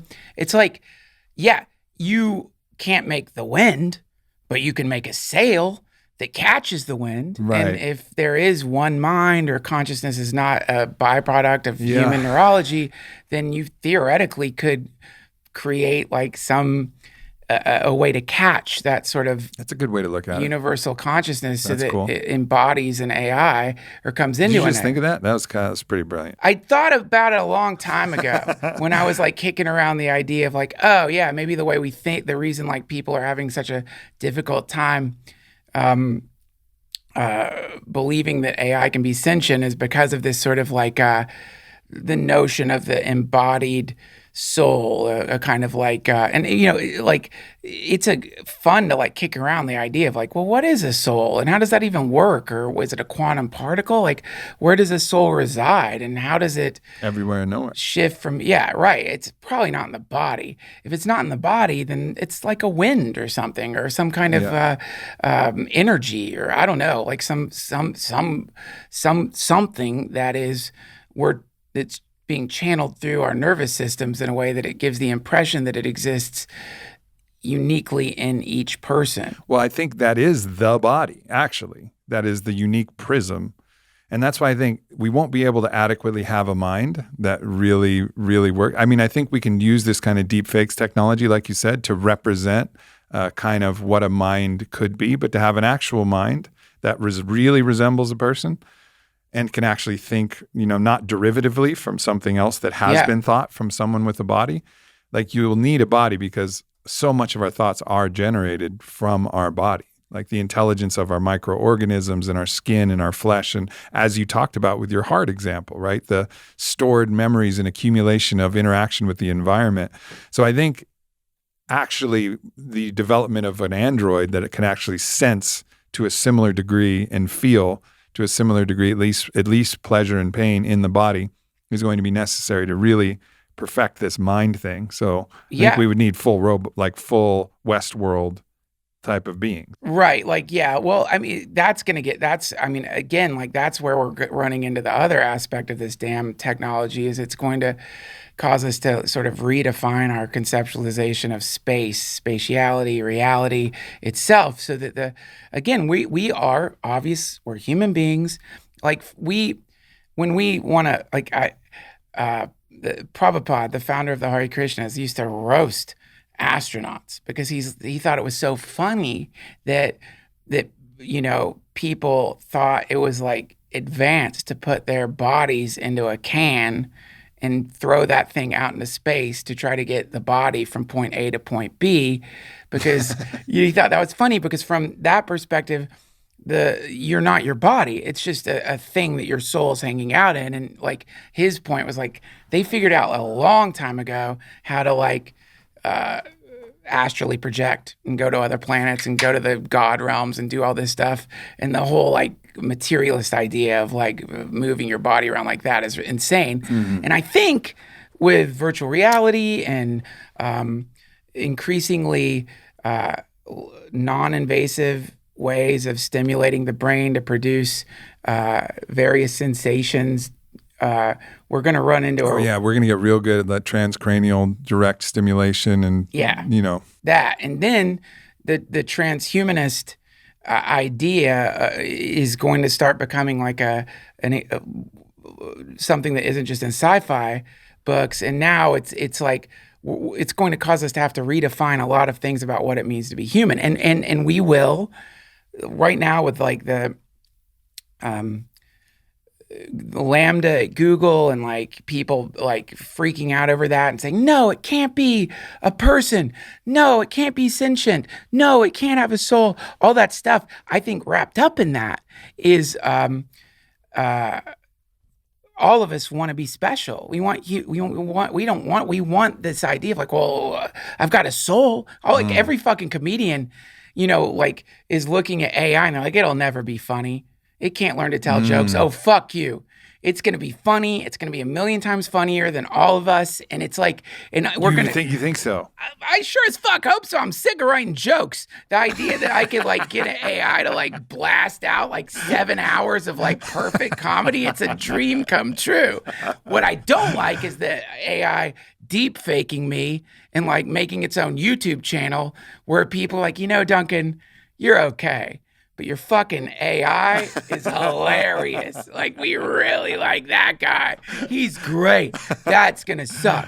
But yeah, man, I think that the what's coming is so incredibly confusing because it's going to all of the things that we think of as fundamental to human life.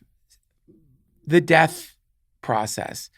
Once someone's dead, they're dead forever. All of these things that are fundamental to us. In the same way, it was fundamental that you couldn't fly. It was the idea that you could like get in a fucking plane, fly around the planet. That was for a long time. That was an impossibility. It was fundamental to the human experience to walk around. If you wanted to get a view of wherever you're at, you had to climb up on a high fucking place and look out. The idea of getting in a thing and flying around, forget it.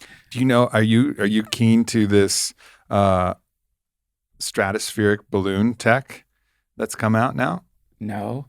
So I'm an investor in this company called Worldview, and they've basically done over 100 test flights. One of these test flights was actually one of the ones where that guy jumped out. I think it was Baumgartner jumped out and like hurled from the stratosphere, 120,000 feet. Well, they're making big pods where 10 people can go up, all windows all around, helium balloon, stratospheric balloon. So it reaches the level where helium is actually at the density of the stratosphere. But you can see all the way curvature of the earth, and it's going to take off from sacred sites, and you're going to be able to chill up there, not for 13 minutes like these rockets are, which is actually in orbit, so it's a little bit higher.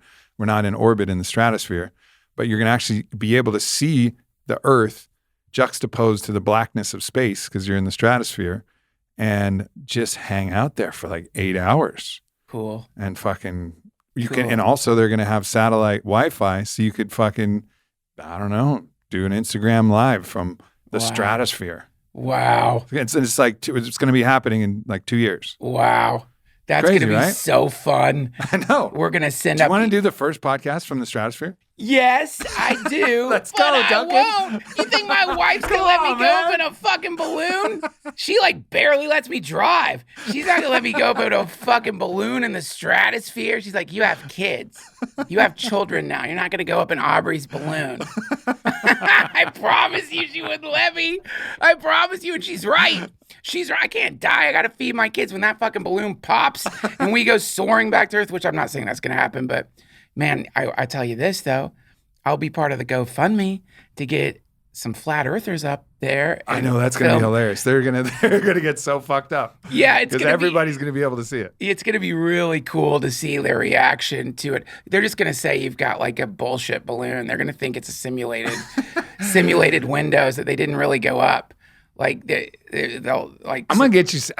We gotta do this. I'm gonna get you savvy to the safety. First of all, it's zero pressure on the balloon, so if it pops, it actually just it doesn't explode like that. And actually, if you used, I don't know, there's a compound that's actually lighter than helium, but it's like explosive. So you can't use that one because helium. So if the balloon pops because it's zero pressure, it actually just kind of slowly starts your descent because that's actually how they do the descent anyways. They just open the flaps and then it descends and then they navigate using the predictable trade winds at different atmospheres so they know how much to let out along the way. So it can't really pop. Plus then they got fucking parachutes and shit. It's going to be safe. Okay. I have an idea. Okay.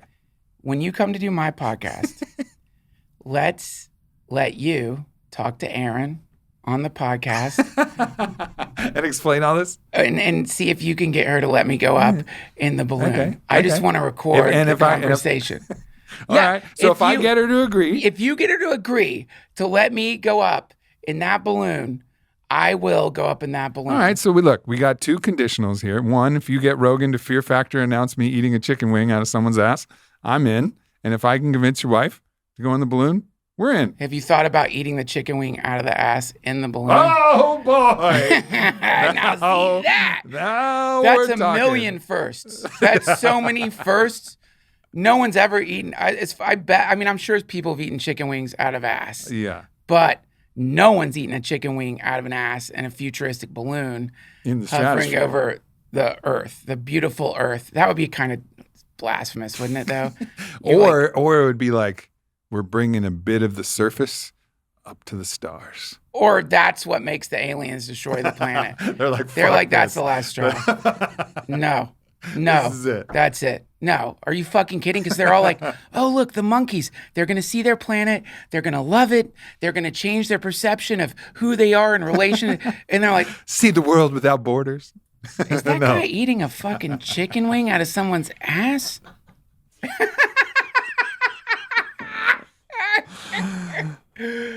Don't you think, though, that the aliens, the thing they're the most jealous of, because you see aliens, if you believe that they look like what we think they look like, they're either transdimensional ethereal beings that actually don't have a form. We just imagine that they have a form, like when we see a therianthrope on DMT, it has a crocodile head and a body. We're like, whoa, look at that being. Yeah. Well, all right, so some aliens are like that. And then the other ones look like actually more like almost like drones that maybe have implanted consciousness in them, like little bodies that grew, but none of them have dicks or balls or pussies or asses or anything. How do you know? Well, I don't know. I watched Alien Autopsies. They don't show their dicks, do they? I think they show the whole body, and it's full Barbie style. Well, I'm pretty sure. You think that's a real alien on Alien Autopsy? No, I don't know. But well, I don't know. So if it is, then I think the things that aliens are the most jealous about is that they don't get to fuck. I don't want the gray aliens to have dicks or pussies. I don't. I do. That's the last thing you want to see when you've been abducted. Is it like zipped? You're like, is it zipping its spacesuit off? You're like, well, at least they don't have dicks. And it's got some giant, erect alien cock. And it's like, that's what makes them all perverted is they don't have actual dicks, so they got to probe you. They got to use fucking intergalactic dildos and implant things in you instead of just giving you a little insemination the old-fashioned way. Yeah, again, look, a lot of my friends are gray aliens, and they come real hard, all right? They come real hard, Aubrey. They don't need primitive dicks to come. No, they have this like weird thing right under their belly button flap. It's like slimy. Yeah, maybe it's internal. Maybe it bursts through like Wolverine's claws. Like it's painful at first, but when the dick comes out, it's just a pleasure rocket. Yeah, so yeah, that's what it is. It like bursts out. They like squeak and they make this weird and then they just come and they don't stop coming. That's what their spaceships fly on. That's their cum. That's the fuel. So we solved some shit. Yeah, we figured it out today. Yeah. Yeah, their spaceships run on jizz, and it's actually kind of brilliant. It's actually kind of brilliant. If you're talking about one of the strongest forces in the universe, that erotic impulse, I mean. Yeah, because that's what makes the babies. That's what makes fucking babies. Makes a lot of things, all the way up, all the way down. Why can't we? It's like it seems of all the fuel source. Like, has anyone tried to like turn jizz into like engine fuel? Like all those swimmers just going for it. Just put a egg somewhere just out of reach, like a rabbit and a greyhound. Holy shit. And you just have all the swimmers powering your fucking supersonic spaceship. Surely someone's calculated this, right? Like surely someone is like how much energy is going on inside of like a jizz? How since there's movement, there's energy. Is there a way to harvest that energy? What if you did have a jizz, just even a small device that was jizz powered?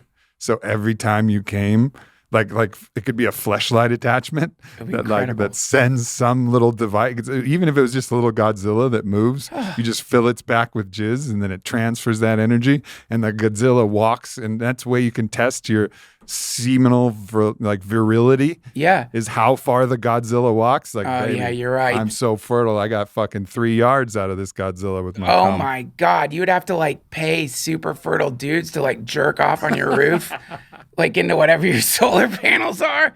Like the power goes out and you're like, I called Jerry. He's very fertile. You got like, remember when like the old days, those shitty antennas, you'd have to go and adjust it on the roof, but it's like, oh fuck, power's out. God damn it. Where's the Viagra? I'm going to go jerk off on the panel. I got it. It's like that. I'm curious, man. I've never read, obviously we've heard there's 1 million sperm in any given drop of cum, but the energy of the sperm and the cum, has this not been quantified? Like, how much energy can... Wow. Yeah, I mean, a bukkake's like a power plant just waiting to be unleashed. Dude. Wow. Someone must have thought of this. Nope, this is it. I'm claiming it. Holy shit. Yeah. This is what do they call those, like trademarks or poor man's patents, when you like talk about something first so that people have to credit it? If someone makes a little Godzilla that's powered by jizz, like, let's throw me some royalties. And thus began the age of cum.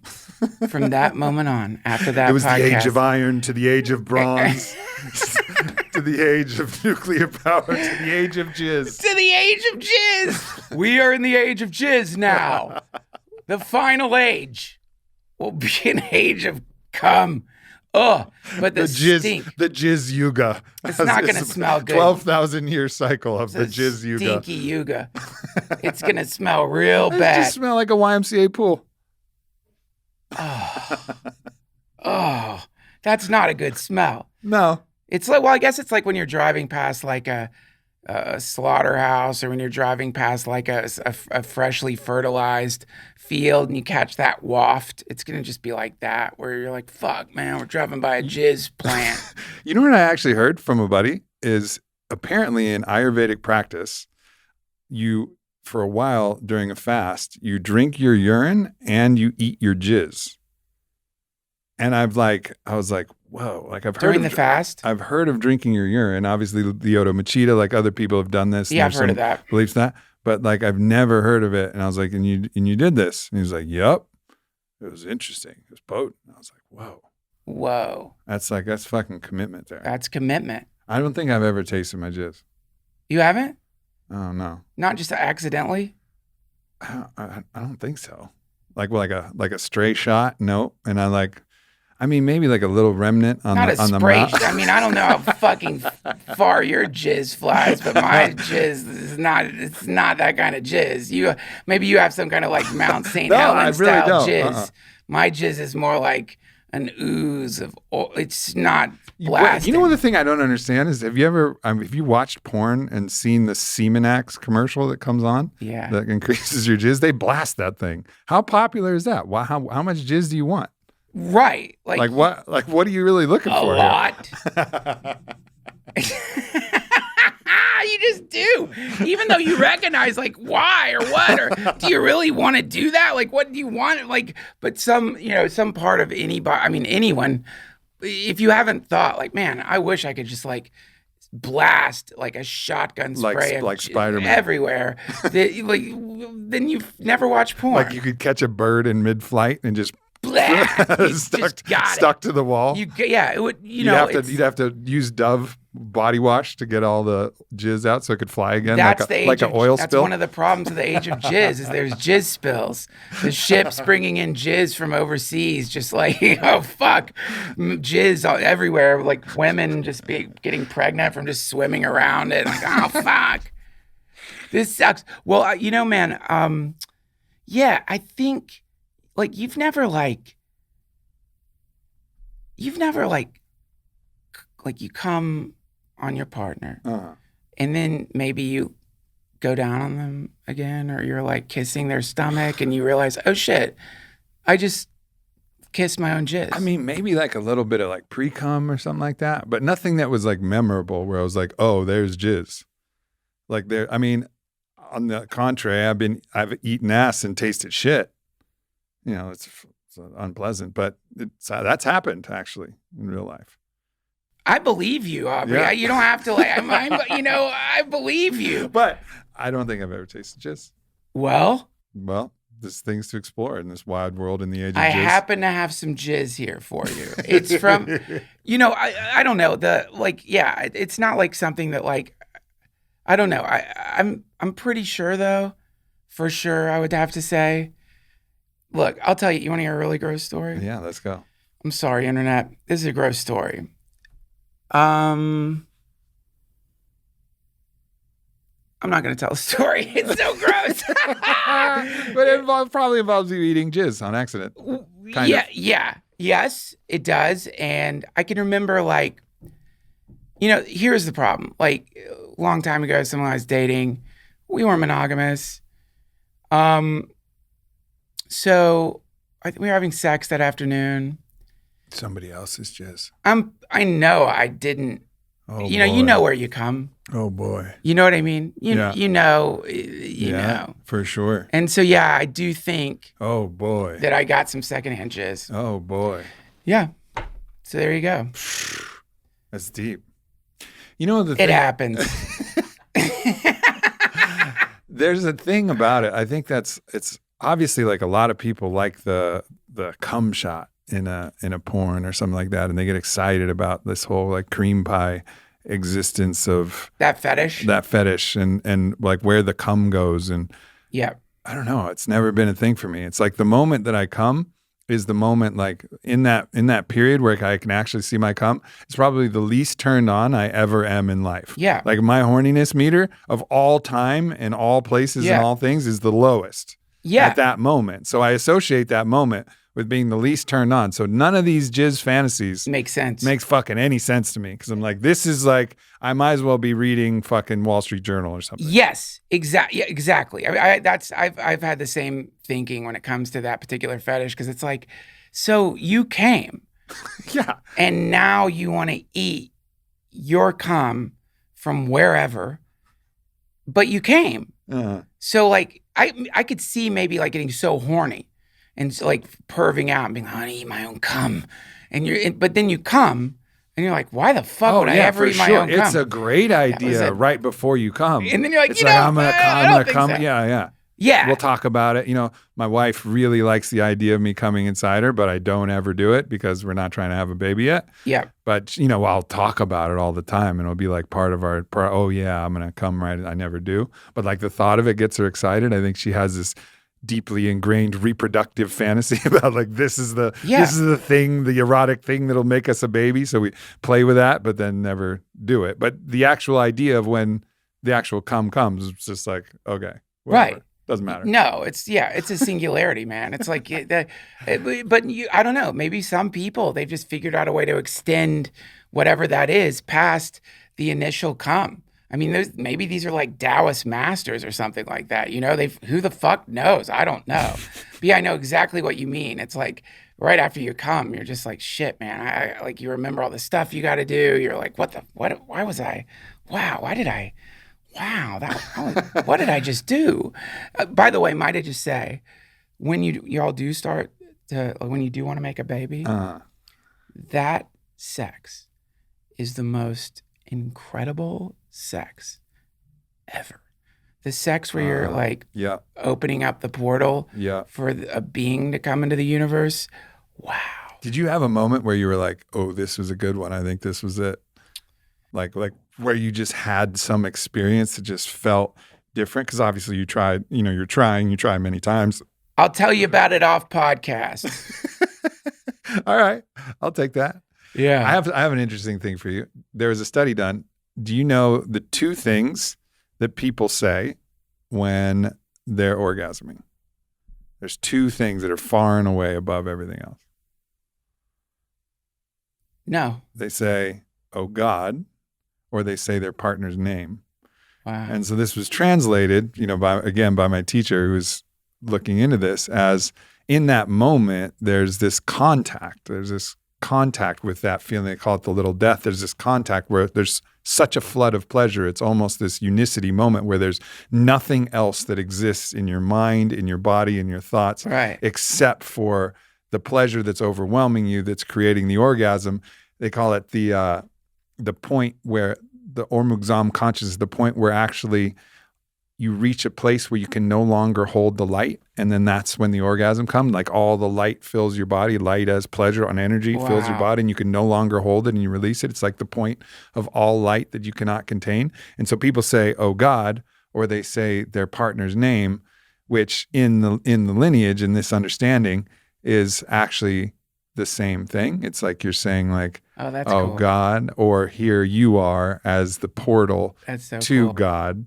Wow. But we have this kind of intuitive sense, the idea behind this being that we have this intuitive sense that it actually is a portal to the divine. And I deeply believe that. And I think that's where a lot of this reawakening of sex magic and tantric, understanding is coming from, is because we know that through the sexual portal, when we do it with that consciousness, or even sometimes when we don't, we're reaching a state of transcendence of self. Yeah. Just for a moment. Yeah.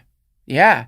I agree. I mean, this is, again, like a spoiler, but this is how all human life ends up on the planet. Like, the reason you're walking around is because somebody decided not to eat their jizz. And that God spark moment of orgasm is also what creates it. And also the likelihood of fertilization goes up dramatically when the woman has an orgasm as well.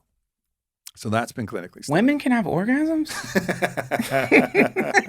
What? Are you sure about that? All the other stuff. A lot of the ayahuasca stuff I'm totally buying, but this sounds, one toke over the line, Aubrey.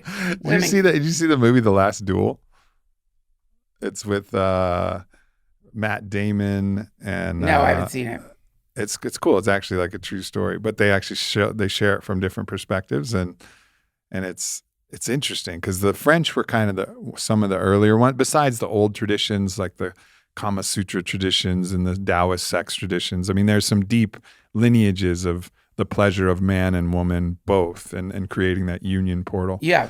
But then the French kind of were like onto it a little bit earlier. They call it le petit mort, the little death. Yes. And they like kind of understood it. But it was just interesting because they go into that idea like they couldn't get pregnant, and then they start talking about it. Like there's this old wives' tale wisdom that I think is accurate.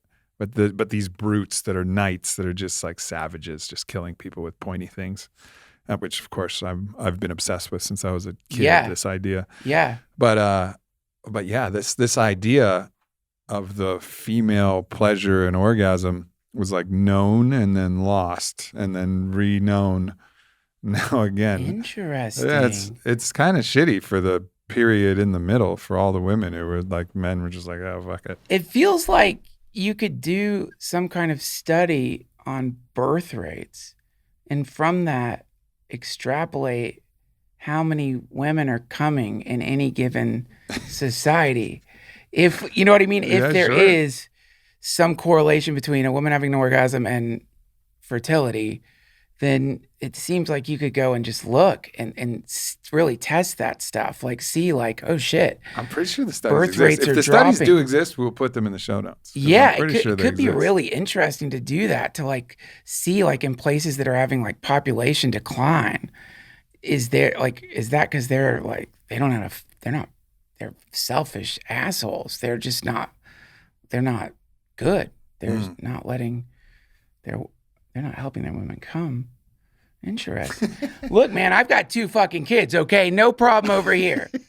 You're not shooting blanks. No, but you know, this is the other interesting thing, which is like the idea of the Bardo in between incarnations. Have I told you this concept of like, when you die, you go through this liminal realm where your karma and your projections, which is your karma, appear around you. And from that experience, it kind of navigates you into your next birth. Now, apparently, this is like really weird, and I might have read it wrong, so I'm sorry if this is not the case, but apparently, the thing you see before going into the womb is your parents fucking. You don't just see your parents fucking. Apparently, you see all of these people fucking. Weirdly, it's like when you are like scrolling through porn, I guess, like that's a digital version of like, what do I want to look at? Except you're seeing this like infinite array of people having sex. And this is where it gets like kind of Freudian and weird. You get turned on the most by one of them. Ooh, I like it. And it's like the allurement itself. The erotic allurement is. You want to join. Yeah. And those are your parents. So if like the reason that your parents are your parents is because you thought the way they were fucking was hot and you were sexually drawn to that.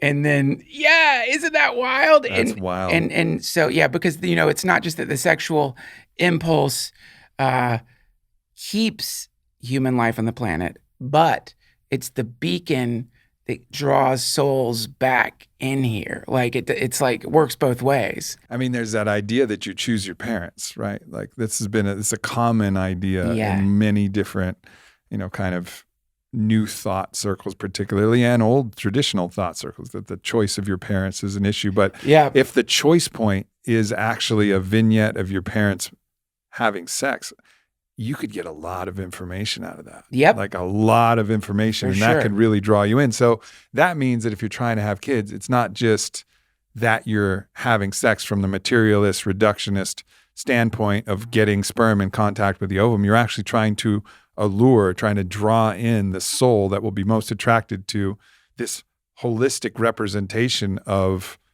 Eros at its manifestation. You're surrounded by a swarm of pre-baby souls watching you fuck. and and like some of them are like, ugh, no way, that's disgusting. And some of them are, one of them is like, oh, wow, that's pretty hot. And then that's where the baby comes from. Now, I think this is probably a pretty reductive way of looking at it. I mean, it could just be, I have a lot of theories on it. That actually isn't one of them. I just think it's a fun thought. It's interesting, you know, but I think like, you know, anytime you become a parent or even are thinking about becoming a parent, I think that's the more important point, that thinking about becoming a parent, you know, it goes back to where do thoughts come from? Yeah. We like to imagine that, well, I think it's time. Sometimes I wonder if we're not being kind of guided by these beings, so that, you know, if you think about it in terms of like, I don't know, like a little window opens up for a second, a moment opens up where it's got to be just the right time. They have to be they have to have dropped their old body, if you believe in reincarnation or that version of things, be in the Bardo or whatever that place is. And then this right moment has to open up, not just a moment like for them, but like, ovulation and all the things that go into that. And so, it has to be this perfect time. And so what might seem spontaneous to you, or might seem even accidental or something, it might not be at all. It might just be that this was like time for this being to show up in the material universe. And I don't know, it's like kind of a romantic, silly idea, but when you have kids and you experience the birth experience and you experience like being around a soul before it becomes linguistic and, starts talking, you definitely will think, oh, there's things going on in the world that are much bigger than me. Like whatever this clock tower is, there's invisible gears turning that are far outside of my control. It's so difficult to understand too. I've had a lot of conversations with a guy named Matias Stefano. Do you ever hear this guy? His claim is that he remembers his past lives. Okay. And I'm super skeptical of all of this, but I deeply trust him. Super humble, super clear-minded. So much of his maps of the dimensional realities and everything he says lines up and feels true to me when I hear it. Sure. And also, he lived in his memory, he lived as a woman in the civilization of Chem, which was like post-Diluvian. So after the flood of Atlantis, it was one of the offshoots near Egypt where a lot of the settlers went who survived that. And so they still spoke Atlantean. And he remembers the songs and the lullabies that he sung to his daughter. Wow.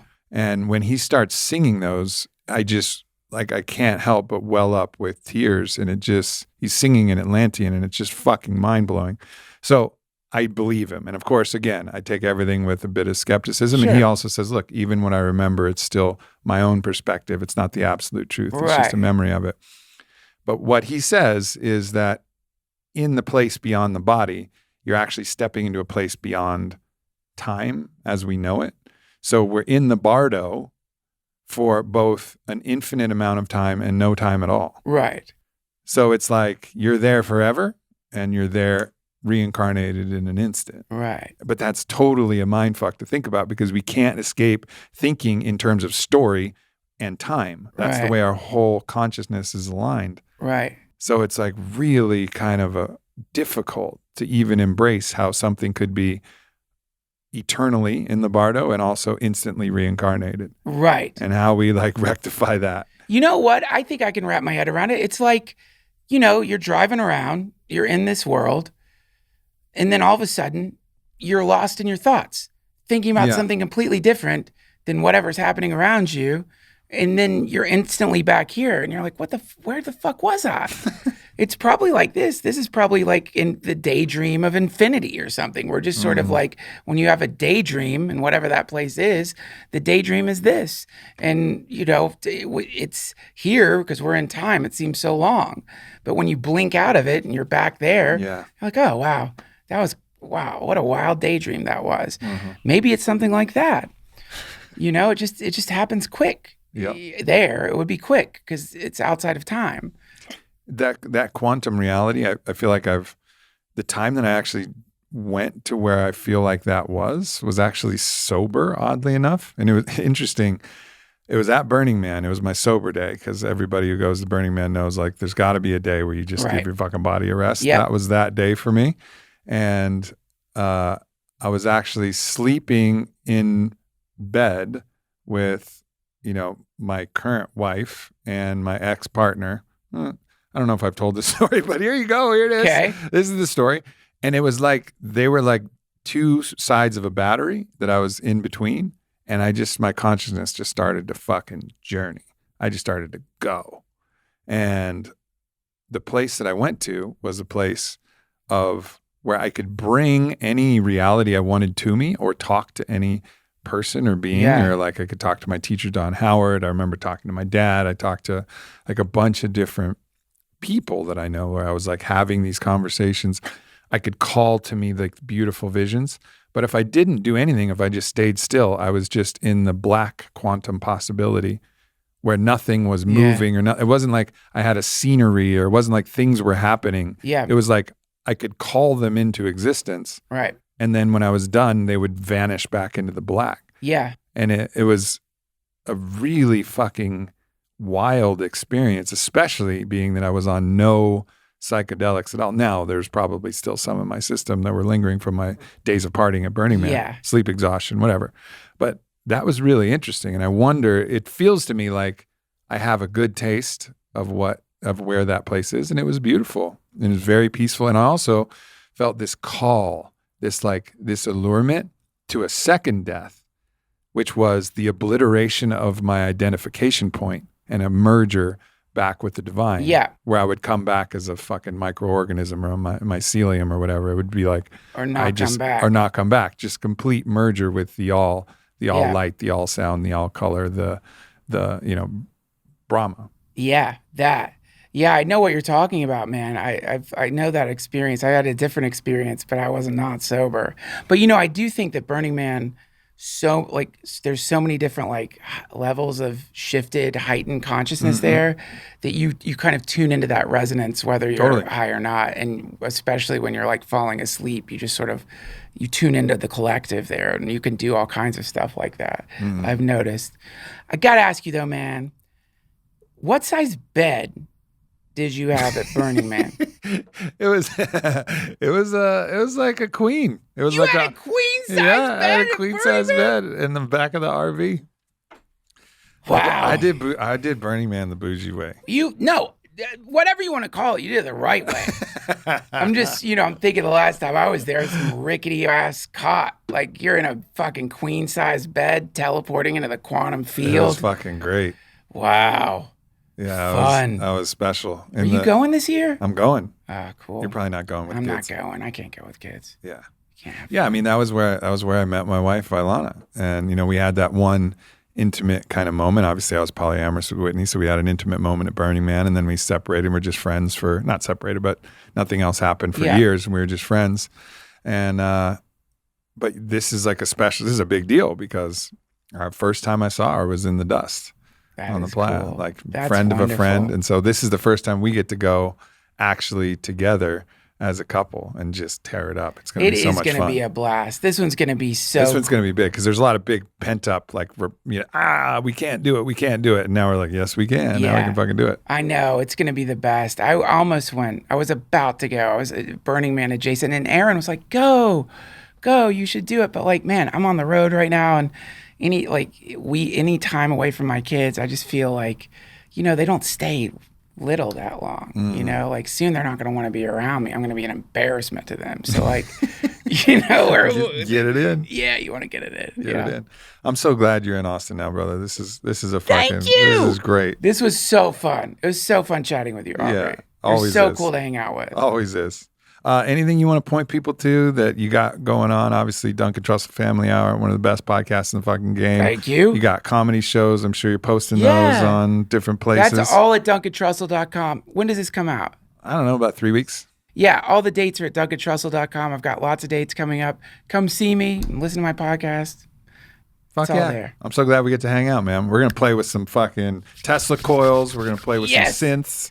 And balloons. We're gonna get weird. And balloons. Let's go. And eating chicken wings out of ass. Yeah. Maybe. We'll see. Yeah, the Texas dream. It's all coming together. Thanks so much, everybody, for tuning in. We love you. Bye. Thanks for tuning into the podcast, everyone. Make sure to like and subscribe the episode if you're interested in more from the Aubrey Marcus podcast. And if you're curious about our Fit for Service coaching events, we got a great one coming up in Sedona. Go to fitforservice.com and you'll see our latest offerings. Thank you so much. I'll see you next week.